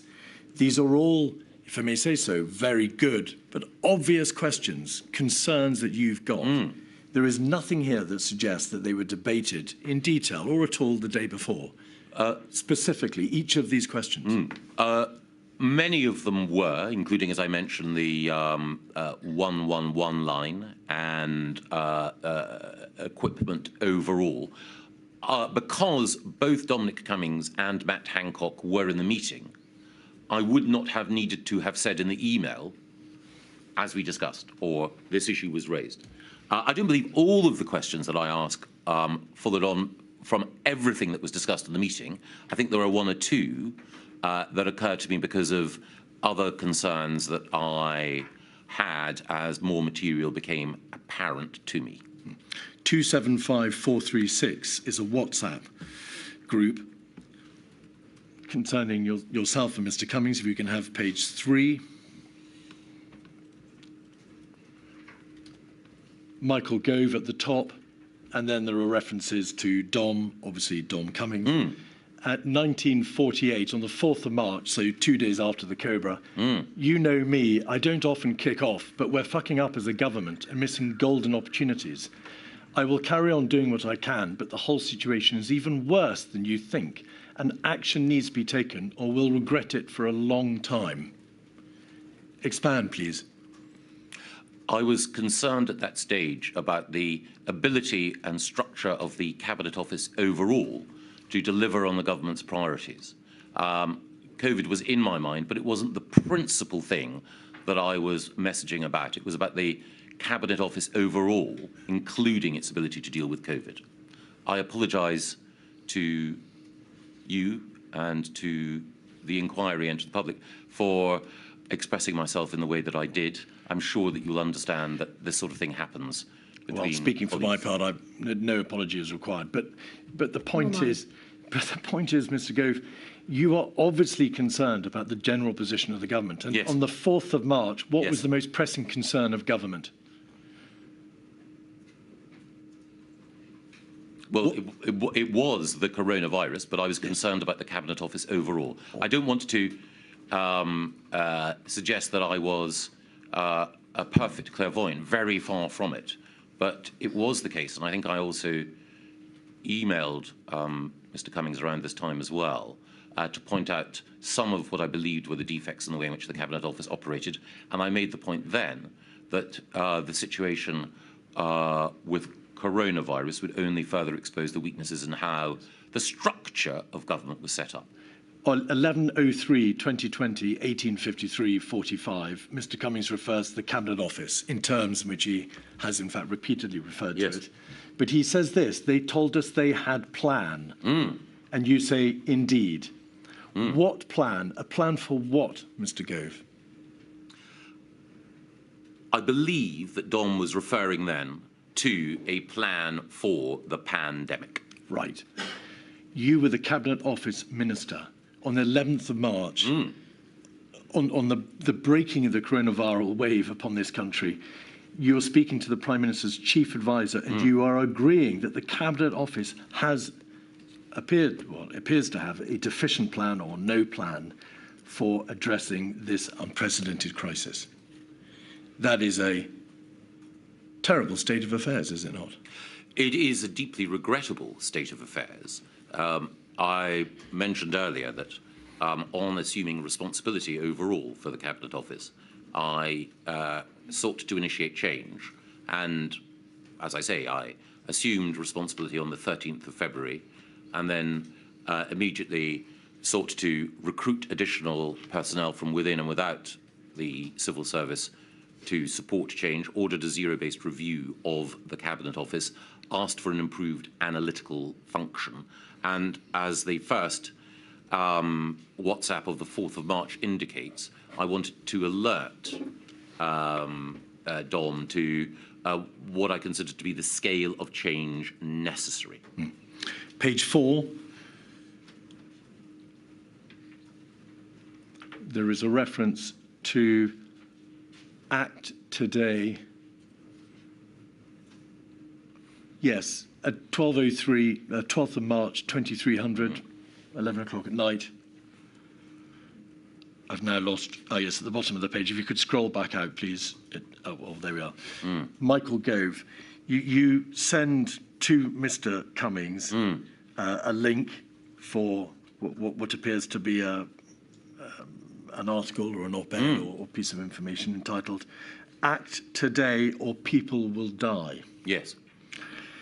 You were under no illusions about the seriousness of the government's position, were you? No. You were concerned that were not more stringent steps to be taken and were the government not to act more speedily, people would die. Yes. All right. And in particular, The reference to that article by Thomas Pueyo the article had been sent to me by friends who worked outside government.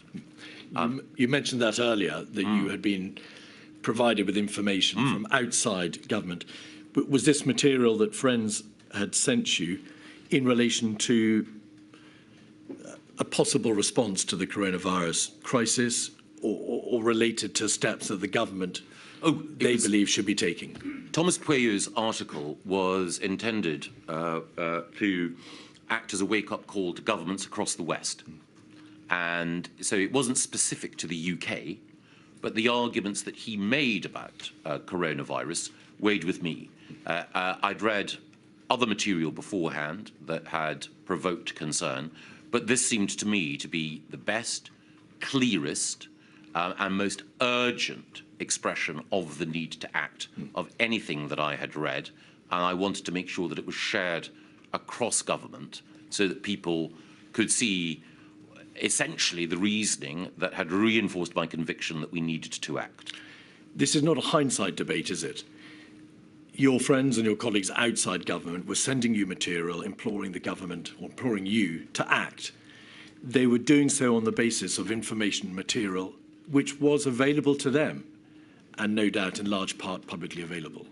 Is that correct? Yes, and I deliberately sought information from friends outside government whose opinion I trusted, because I wanted to make sure that I had alternative sources of information to test the views that were being expressed by government colleagues and others. Yes. Evidence has been given to the inquiry to the effect that there was, over the weekend of Saturday the 14th and the 15th of March, a change in strategy. Yes.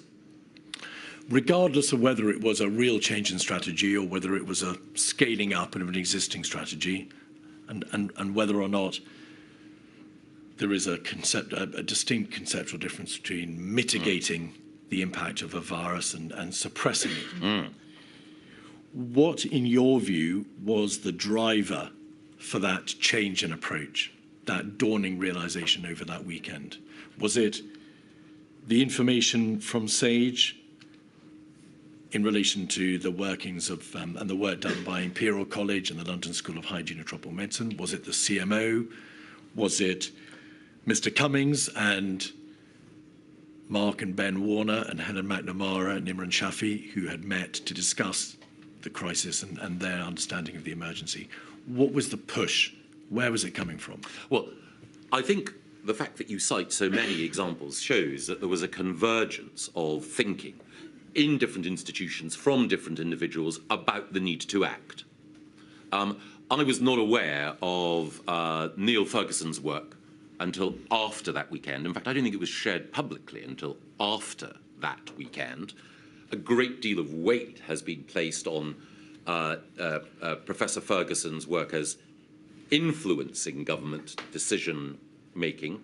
I think it's fair to say that I and others had come to these conclusions before that. What weighed with me were the numbers. Why was the drive such that it was, or the dawning realization on the part of the various parts of government and the people within it, not coming from the DHSC, the Department of Health, the lead government department responsible for health? I do believe that that weekend, as I recall, the Secretary of State for Health was also, like me, keen on the exercise of greater caution when it came to dealing with the virus, and was, like me, I believe, an advocate for very uncomfortable restrictions on civil liberty in order to deal with the health emergency. The Secretary of State himself engaged in what became, of course, the lockdown debate and the need for more stringent measures. But why wasn't institutionally the DHSC, its officials, its advisors, its civil servants, responsible at that stage, the lead government department for the response to the crisis, not driving the government machine forward to this conclusion? I believe it was the case that the Secretary of State and others within DHSC would have been pressing upon Number 10 and the Prime Minister the need to act at that time as well. Well, I'm afraid I need to press you. You say you believe. Have you seen emails or communications from the DHSC institutionally to the Prime Minister saying, we're behind the curve, we've missed a trick here, we are delayed, and there is an urgent need for more stringent measures, and we need a change in strategy? No, but my recollection of the conversations that I had around that time was that the Secretary of State was of that view. And I should say that I'm pretty certain that he would have communicated that in conversation with the Prime Minister. But again, I would not have been in all of those conversations. And one of the reasons why I texted and emailed as I did was to alert people to my concerns and to hope that if they were, as I believe both Dominic Cummings and Matt Hancock were, if they were of similar mind, to feel strengthened in their desire to push forward with these restrictions, because they would know that they had my support. On the 12th of March, as we know, there was self-isolation for individuals who were symptomatic for 7 days. After the weekend, on the 16th of March, COBRA decided that there needed to be further more stringent measures. And you'll recall the household isolation for 14 days, reduced contact, advice over 70s particularly must ensure that they reduce contact. Yes. And there was a warning about the need to move to shielding imminently. On the 18th, COBRA decided to close schools from the 20th, just in very general terms, Mr. Gove. Did you have any direct dealings with the Prime Minister during the course of that week as to whether or not those more stringent measures needed to be applied? I ask you this because the evidence from Mr. Cummings has been that there was a widespread view, he said pretty much everyone considered the Prime Minister to be oscillating, not using his word, but that's the sense of it, in relation to his response. What was your assessment of the Prime Minister's intent, state of mind as to whether these measures should be countenanced? I think the Prime Minister found these decisions difficult. It's not that he found decision-making difficult. It is that a decision to restrict freedoms in an unprecedented way went against his instincts and the principles that governed his political outlook. The Prime Minister at the time, Mr. Johnson, was someone who was a liberal in so many senses, and certainly someone who found the idea of restricting free association deeply difficult, deeply opposed to his worldview, and therefore, as I think everyone knows, to contemplate such a big measure with the inevitable costs was a decision of huge weight. I believe that the evidence was clear that such a decision was unavoidable. Again, I'm sorry to interrupt. You say decision. You appear to be relating your answer, therefore, to the lockdown decision. I'm asking about the stringency of the measures during the course of that week. I think that almost every restriction of liberty, including the closure of schools, was one that the Prime Minister would instinctively have felt unhappy with. I don't think any of these decisions were taken lightly. In terms of the Prime Minister's decision-making style, the oscillation referred to, it's in the nature of the way that Boris Johnson worked that he wanted to see thesis, antithesis. That he preferred gladiatorial decision-making rather than inquisitorial. He wanted to see the two cases, or the three cases, rehearsed in front of him, or even rehearsed in his own mind. And I know that he would sometimes run argument A and articulate it himself, and then run argument B and articulate it himself in order to weigh in his mind which was the stronger argument. Now, for some people, that style of decision-making or that way of running meetings was difficult to take. But I'd known the Prime Minister for some time and appreciated this was the way he needed to process information in order to get to an outcome. And every political leader, every distinctive political leader, will have their own way of operating that needs a certain amount of space and respect, even if you disagree with their conclusions. This was a public health emergency at its core. By that week, the evidence, or rather the advice from SAGE, from the CMO, the GCSA, from the DHSC, from Cabinet Office, from Number 10, was, to use your word, unanimous. There was no real argument as to whether, for good and obvious public health reasons, these measures had to be contemplated. They were matters of life and death. So there wasn't really a thesis and antithesis position here, Mr. Gove. All the public health advice on a public health crisis was pointing in one direction. So on what basis could the Prime Minister push back and say, well, I've got material which does point the other way? There was no public health material pointing the other way. What's that? Well, the first thing is that the just a few weeks beforehand. No, I'm not beforehand. I'm not talking about that week. Oh no, quite. But in order, as your evidence shows, I was in a different position at that time to the Prime Minister. However, in fairness to him, just a few weeks beforehand, the point had been made that to impose these measures was too early. Yes, was problematic. And I think he is the ultimate decision maker, and therefore I think any Prime Minister, is entitled to test propositions and to think, is the restriction of liberty and the economic damage consequent upon lockdown worth inflicting on people in order to prevent the spread of this virus? I believe that the evidence was clear, but I think it only fair to the ultimate decision maker that they have a chance to reflect on the momentous nature of the decision and to consider arguments against it. I need to suggest to you, because of the material which has been received and the evidence which has been given, that it wasn't just a question of testing the opposing argument. The material was, as I've suggested to you, and of course it's a matter for you, all one way in public health terms.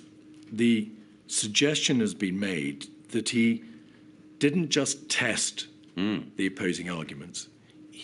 He was incapable of making a decision, or at least not sticking to a decision that he had already made. Is that a fair suggestion, would you say, in light of your experience and your closeness to the government machine at that time? No. On this occasion, I believe that it was a reluctance to embrace a decision rather than an inability to stick to one. Because again, as we discussed, the Prime Minister had a view that overreaction was often a greater danger. He also had a principled attachment to maximising individual liberty. Therefore, it was difficult for him, both from the point of view of his outlook on how to handle crises and the set of principles by which he guided his political life, it was difficult for him to contemplate something like this, especially when we had been told, as I say, just weeks beforehand, that these were measures that should only be applied for a limited period and at the right time. So the Prime Minister eventually concluded this was the right thing to do. I believe that that ultimate decision was right, and I believe that he made the case for it in public well. If it took him a little longer to come to that conclusion than others, we can consider the impact of that, but I don't think it was the case that he was oscillating. I think it was the case that he was weighing things before coming reluctantly but firmly to a conclusion. And this, may we presume, doesn't derogate from your earlier evidence, the effect that the government machine as a whole may nevertheless have acted too slowly. Personally, as the Prime Minister, you believe, took the decision, the ultimate decisions in that week and the week after, timelessly. Yes, and again, the Prime Minister is the ultimate decision maker, but no Prime Minister takes decisions in a vacuum. My view, it is with the benefit of hindsight, is that we should have acted earlier, but that means it is incumbent on all of us who believe that to look back and think, did we say or do enough sufficiently early in order to enjoin upon the Prime Minister the need for action? I mentioned, for example, briefly, Rory Stewart earlier, whom I believe was present. But Rory was only calling for the sorts of steps that we required in public on the 12th of March. Again, he was making it clear that we needed to act that day. That was the same day I shared the Thomas Pueyo article privately. So the consensus for action became firmer and clearer in that second week of March, with the benefit of hindsight, if only it had been firmer and clearer in all our minds earlier. Yes. But I don't think that one can single out the Prime Minister at the time for criticism.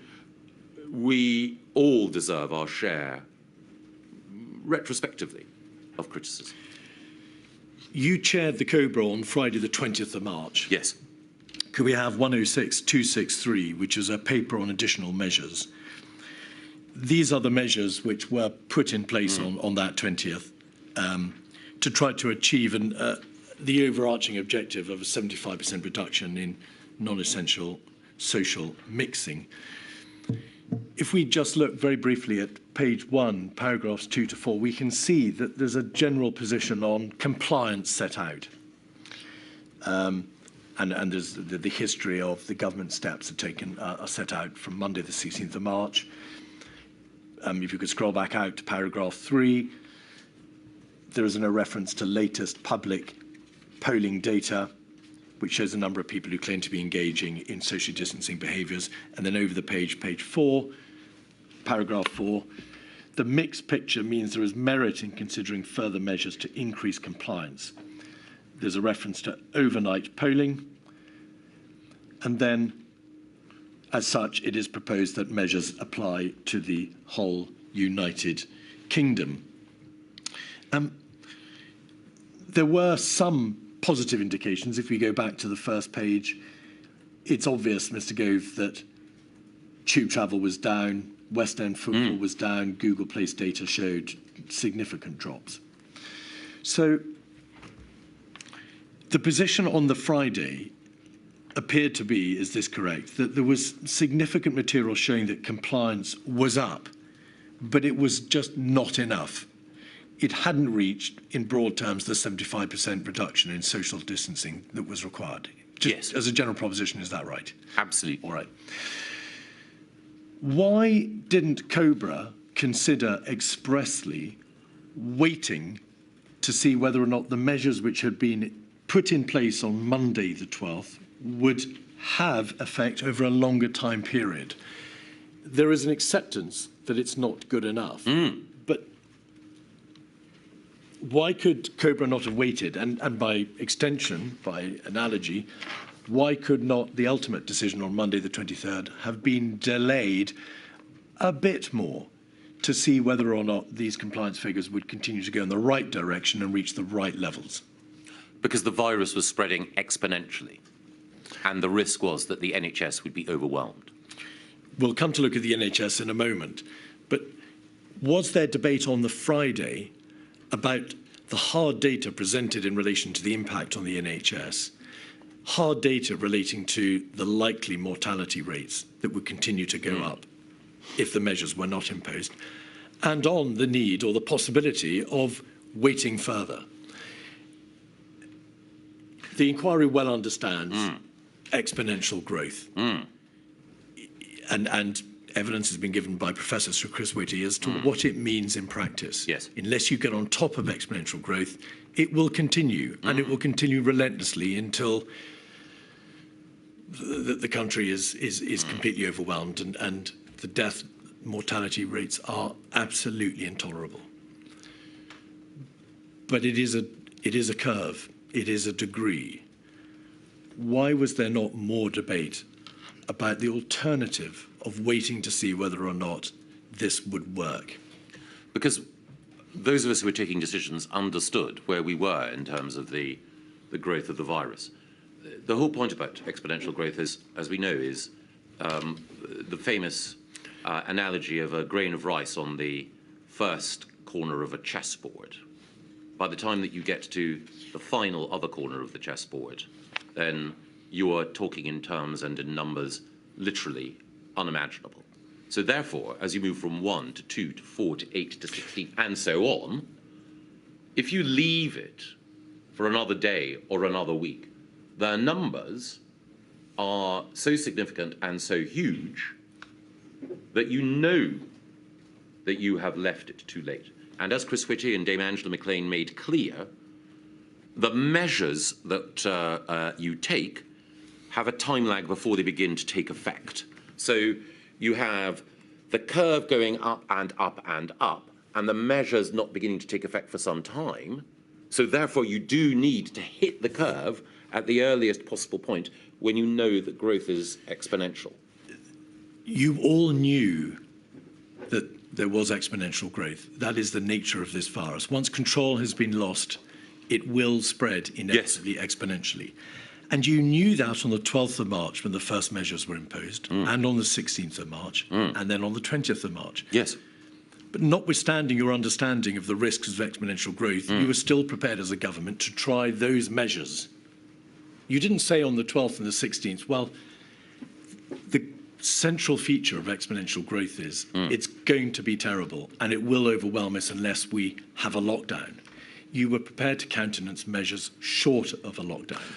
Why didn't you give longer for those measures to work on the premise that on the 12th and the 16th of March, you knew you were dealing with an exponential crisis already?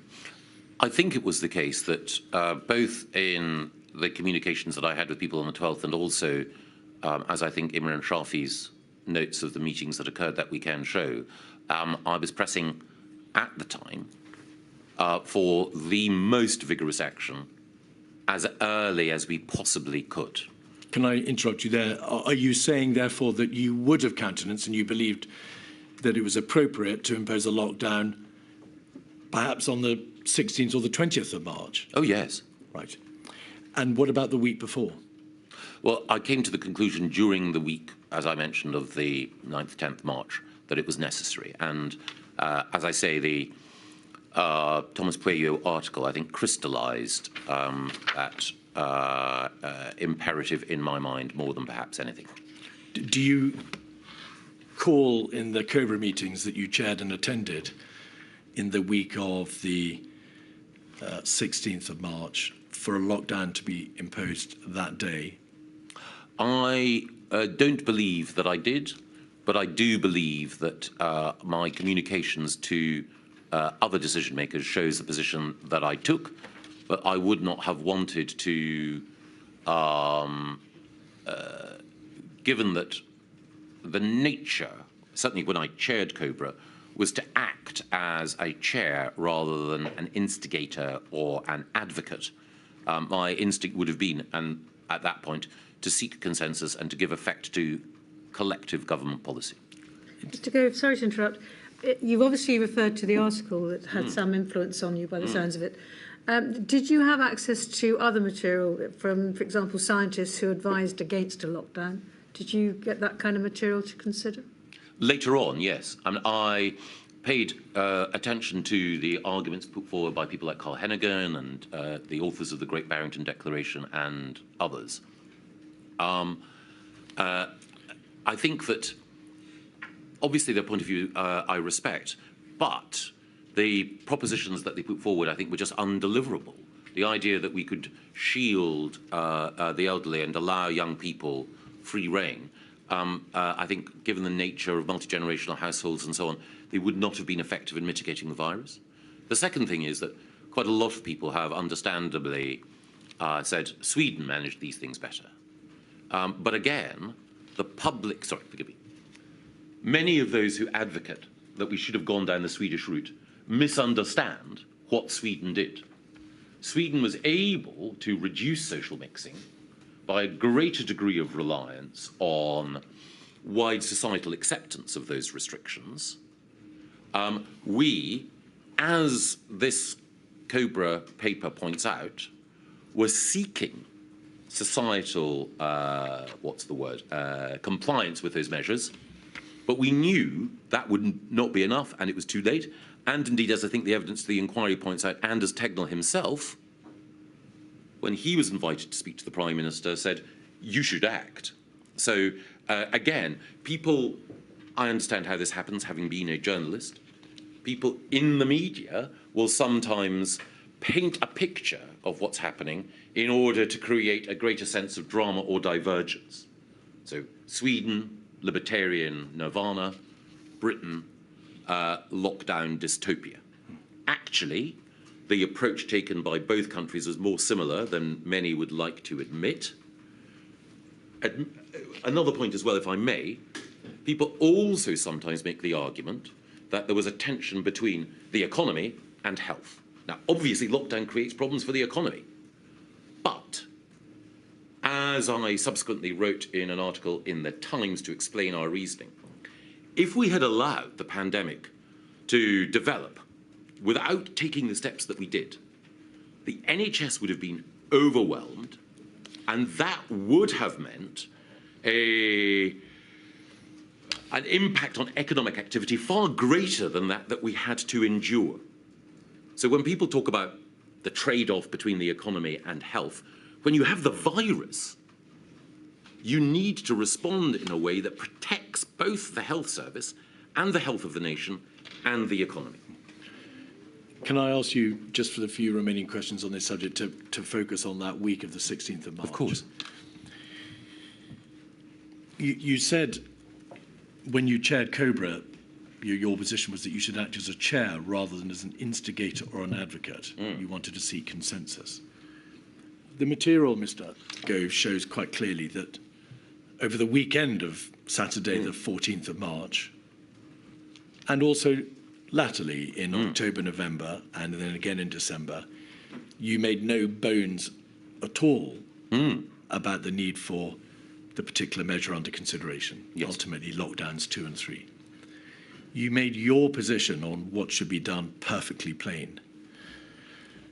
Having acknowledged that your own view was that a lockdown was required to be imposed in the week of the 16th of March, why did you, in these Cobra meetings, one of which you chaired, not say, I, Michael Gove, believe the only way forward, the only sensible route is a lockdown now to save lives?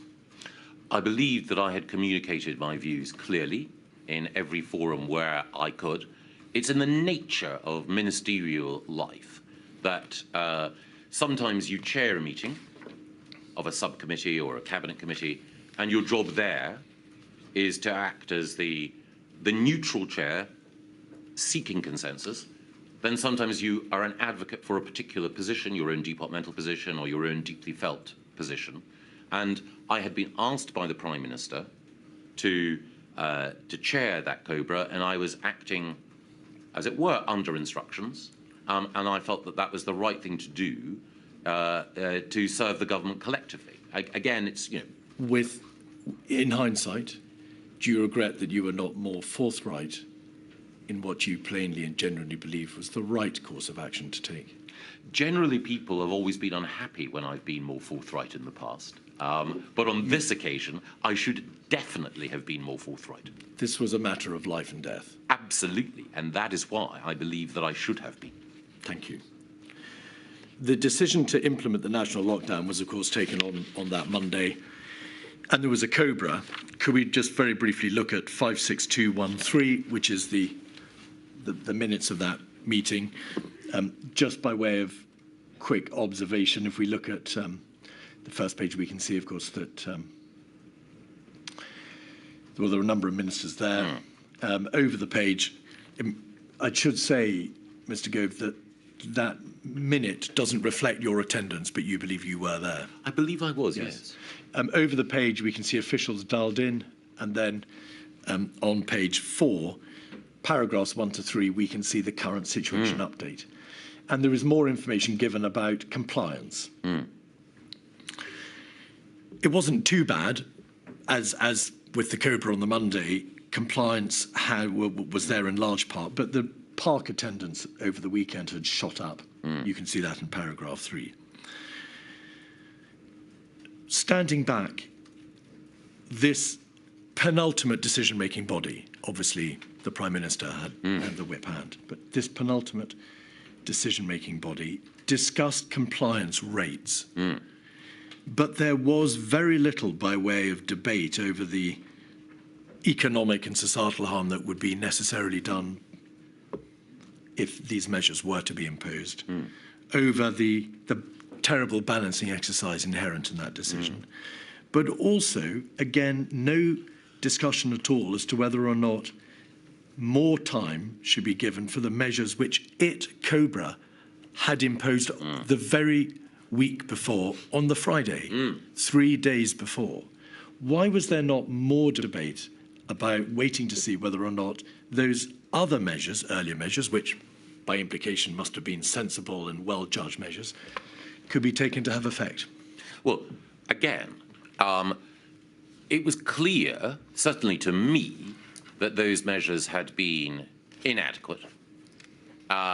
I think at the time that I was sceptical that they would be enough, but understood why people thought that this was proportionate. By definition, when you're dealing with any sort of crisis, you use whatever data comes to hand, whatever feedback there is, in order to adjust your response. Sticking inflexibly to a set of measures when those measures are clearly inadequate would be an error. But why were they inadequate? If only 3 days had passed and compliance was going up, just not fast enough. Well, quite. Why were they inadequate? Might they not have become adequate 2 days hence? I think you have answered your own question, that compliance was not going up fast enough and that more evidence was accumulating about the spread of the virus. Well, no, you knew already it was an exponential spread. You didn't know any more about what the ultimate outcome would be because that rested upon whatever decisions you might take on that Monday. But the basic feature hadn't altered. It was still an exponential growth. Yes. You'd put measures in place which you in good faith believed would do the trick. And only 3 days had passed, one weekend, before you then moved to the next ultimate level, a lockdown. Yes. And as we've discussed, my view was sterner measures earlier. And I think both the accumulating evidence but also the force of argument made it clear that more action was required. So if the conclusion that you're seeking is, did we adopt measures knowing that they were inadequate, I profoundly feared they would not be enough. But, of course, in any debate within government, you make your case and accept that you will not always prevail. Finally, on this topic, the NHS. There's very little debate in the Cobra of that day, the penultimate decision-making body, about the impact on the NHS. And in light of the time, I'm not going to take you through all the material. Well, perhaps we could just have up on the screen a summary of the material referring to the likely impact on the NHS. It's 274026. If we just very shortly look at this document 274026 and scroll through to this time, which is around about the 21st, 22nd, 23rd of March, so pages 5 or 6. There are, perhaps one more page, there are multiple references to the likely impact on the NHS being either overwhelmed or overtopped or collapse. Yes. And then if we go forward one page, on the 8th of page 8, we can see on the 21st of March at a COVID meeting, the Chief Medical Officer gives figures about how ITU in London might be overwhelmed. If you go forward one page further, the Chief Executive of the NHS responds, dealing with the worsening situation, but how the NHS is aiming for more ventilated beds, more surge capacity, how it's going to make more hospitals available, and so on and so forth. And then over one more page to the 22nd and the 23rd of March, references to a major drive to free up capacity. Occupancy now at the lowest than in more decades. Continuing at the bottom of the page, planning for ramping up ventilators, and then finally over one page to page 11. I'm sorry, it's rather a long question. References to doubling to the risks that the NHS would not cope. So, in light of all that, two questions, please. Firstly, to what extent did that COBRA body on the Monday look at the hard data relating to the actually anticipated impact upon the NHS, the figures, the ICU beds, the ventilators, and so on? Or did COBRA just assume that if it didn't act in the way that it advised, the NHS would just bluntly collapse? Several things. Firstly, one did not need to know the precise nature of capacity within the NHS to be influenced by the broad argument that continued exponential growth would overwhelm it. Right. By definition, there would be a level of growth that almost no health system could have coped with if the virus was left unchecked or if inadequate measures had been put in place. Both before and after, I and other ministers sought information and were informed about the precise nature of the capacity constraints within the NHS. And again, when we talk about beds, we have to recognise that for intensive care beds, you need not just equipment, but trained individuals. Doctors, nurses, others. So NHS capacity constraints are driven by the number of specialists and by the equipment, as well as by physical capacity as well. We may go on to talk about the Nightingale hospitals that were built. While it was an amazing feat, I think the inference that some people drew was that you could somehow magic up significant additional capacity with the NHS at rapid speed. The truth, of course, is that what you're fundamentally relying on is not just ventilator capacity, but the capacity of trained clinicians. Staff. I don't wish to get into the debate about the actual mechanics, the operating mechanics of the NHS. The question is this.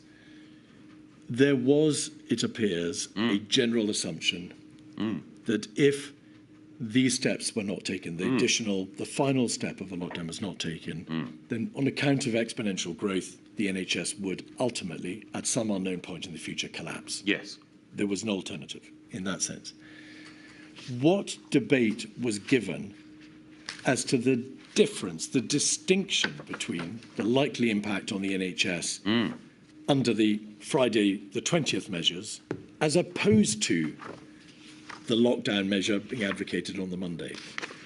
Did anybody in COBRA say, well, hang on, what will be the practical difference in terms of the impact on the NHS of this final step as opposed to the measures which you imposed on the Friday? As I recall, I think everything revolved around whether or not we could suppress the growth of the virus or whether the virus would continue to grow exponentially. If you suppress the growth of the virus, reduce R below 1, then you can begin to see at some point the curve coming down and the pressure removed, or at least reduced, on the NHS. If it goes up, i.e. if you're not managing to take R down below 1, then sooner or later, the NHS will be overwhelmed until you get it back below 1. And so are you saying then that what COBRA concluded was that only this final ultimate step would suffice to bring the R rate below 1, that you couldn't gamble that the earlier measure on the Friday would be sufficient? Yes. You had to take that final step because only that would give you the sufficient degree of sureness that you were doing everything you could to bring R below 1. Exactly. Right. Can we now then turn, please, to an entirely different subject, which is the structures within government for responding to the crisis, because you became chair of what was then known as COVID-0. And also, I want to look at the degree to which you liaise with the devolved administrations, which is another extremely important issue. I'm just going to try to summarise the position structurally, and if you just indicate whether or not you agree, and then we can move on swiftly to the nub of the issue. COBRA, the devolved administration health ministers attended initial COBRA meetings. Then, of course, the First Ministers attended, Mr Drakeford from the 18th of February, the remainder from the 2nd of March. Is that correct? You attended 16 COBRAs between March 20 and February 22.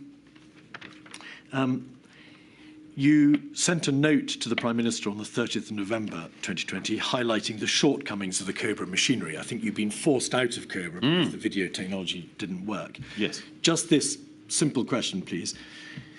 Had there been any changes to the machinery within COBRA, within the corridor and the rooms, or the rooms particularly in the Cabinet Office, between March, when the crisis crashed upon this country, and November, when you wrote that note to the Prime Minister about the shortcomings in the machinery? Had there been changes? Had the room been updated at all? I think there were some changes, and I thought I'd have to check.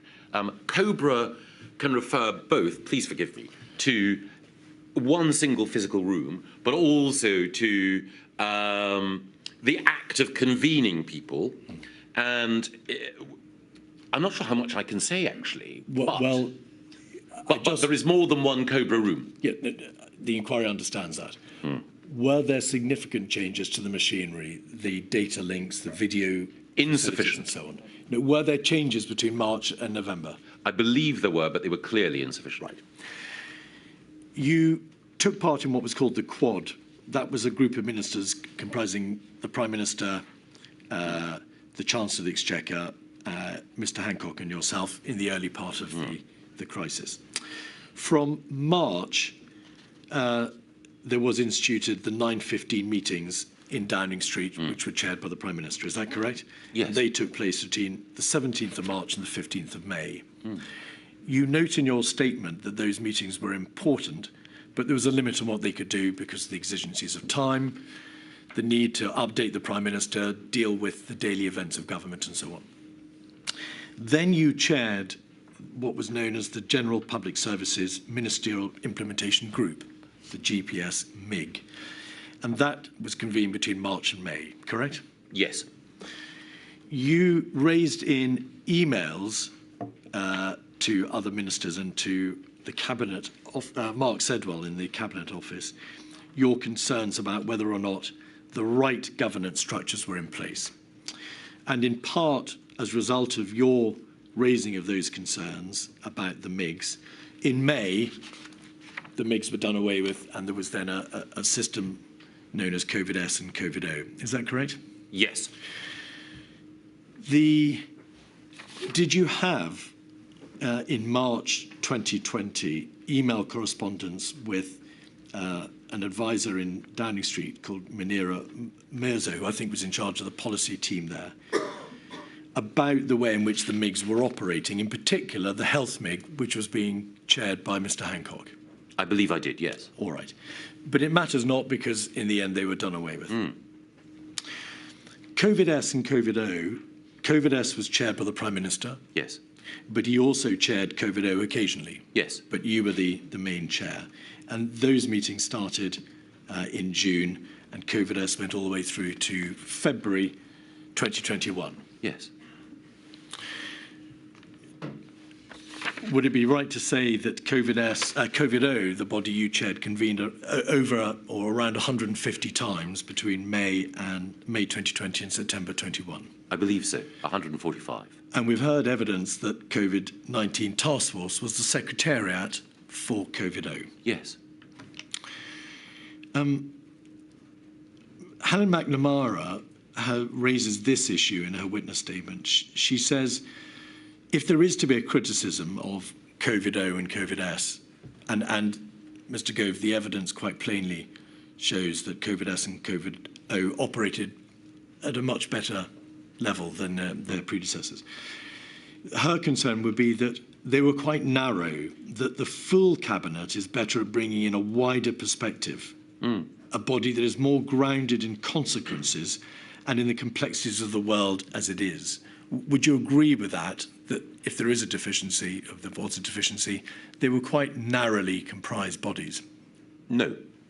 Why not? I think that for effective decision-making, when you're dealing with a crisis, the cabinet is currently constituted, and this is no reflection on individuals, simply on size, is unwieldy. So when dealing with crises, there have always tended to be inner cabinets, war cabinets, or similar. Now, one can argue that perhaps the wrong people are around the table, but I think that the cabinet for as a structure, given the need for rapid action, as I say, doesn't meet the need of the hour. And we saw that in, for example, the Falklands War, where decision-making needed to be taken in a nimble way by the Prime Minister, her then Foreign Secretary, Defence Secretary and Chancellor. Why do you say then in your witness statement that there was, in fact, a need to bring the wider cabinet into decision-making, and when it was done, it was occasionally too little, too late? Well, there are several points there. The first thing is that you do need to have, first of all, a strategy team, an inner cabinet of whatever composition. Then you need cabinet committees in order to give effect to operational decisions, hence COVID-0. I think it is the case that when you've worked up what those decisions are, you do need a broader cabinet discussion in order to ensure that there is appropriate buy-in, that there is political consent, that there is collective agreement. But all of these things are matters of judgment, and they exist across a continuum. So what I would say is the reason why we moved away from the MIG model is, as we alluded to earlier, there's a danger in having a department mark its own homework. Again, no reflection of any individual. COVID-0 allowed oversight across government of how each individual department was seeking to deliver towards the agreed goal. Just Cabinet's role, yes, overall, I think one can look back at and say there were certain moments when Cabinet should have been involved earlier in some of that decision-making, but sometimes there was an understandable need for speed. That's perfectly plain. There was nevertheless, though, there were occasions when Cabinet should have been more involved than it was. You accept that. Was it the case, as we can see, that in relation to the 23rd of March decision to impose mandatory stay-at-home orders, that was, of course, announced to the country on the Monday. Cabinet didn't sit until the Tuesday, the 24th. In relation to the second lockdown, the decision was effectively debated and resolved at a COVID Ministerial meeting, yes, rather than by Cabinet. And in relation to the third lockdown, the driver for that decision came from a collective decision from the United Kingdom Chief Medical Officers that the whole country had to go into level 5. Would you agree with those as statements of fact? Yes. Right. You in a glorious message chain in September 2020. So if you're moving on, Mr. Keith, I've been asked to break at 1:45, but it's entirely whether... My lady, that's a perfect moment. Is it? I'm sorry we have to keep breaking, Mr. Gove. I've also been asked to take a 50-minute lunch because we have so much to get through today. We're determined to make sure we get through your evidence today, Mr. Gove. And so I shall return at 1:35.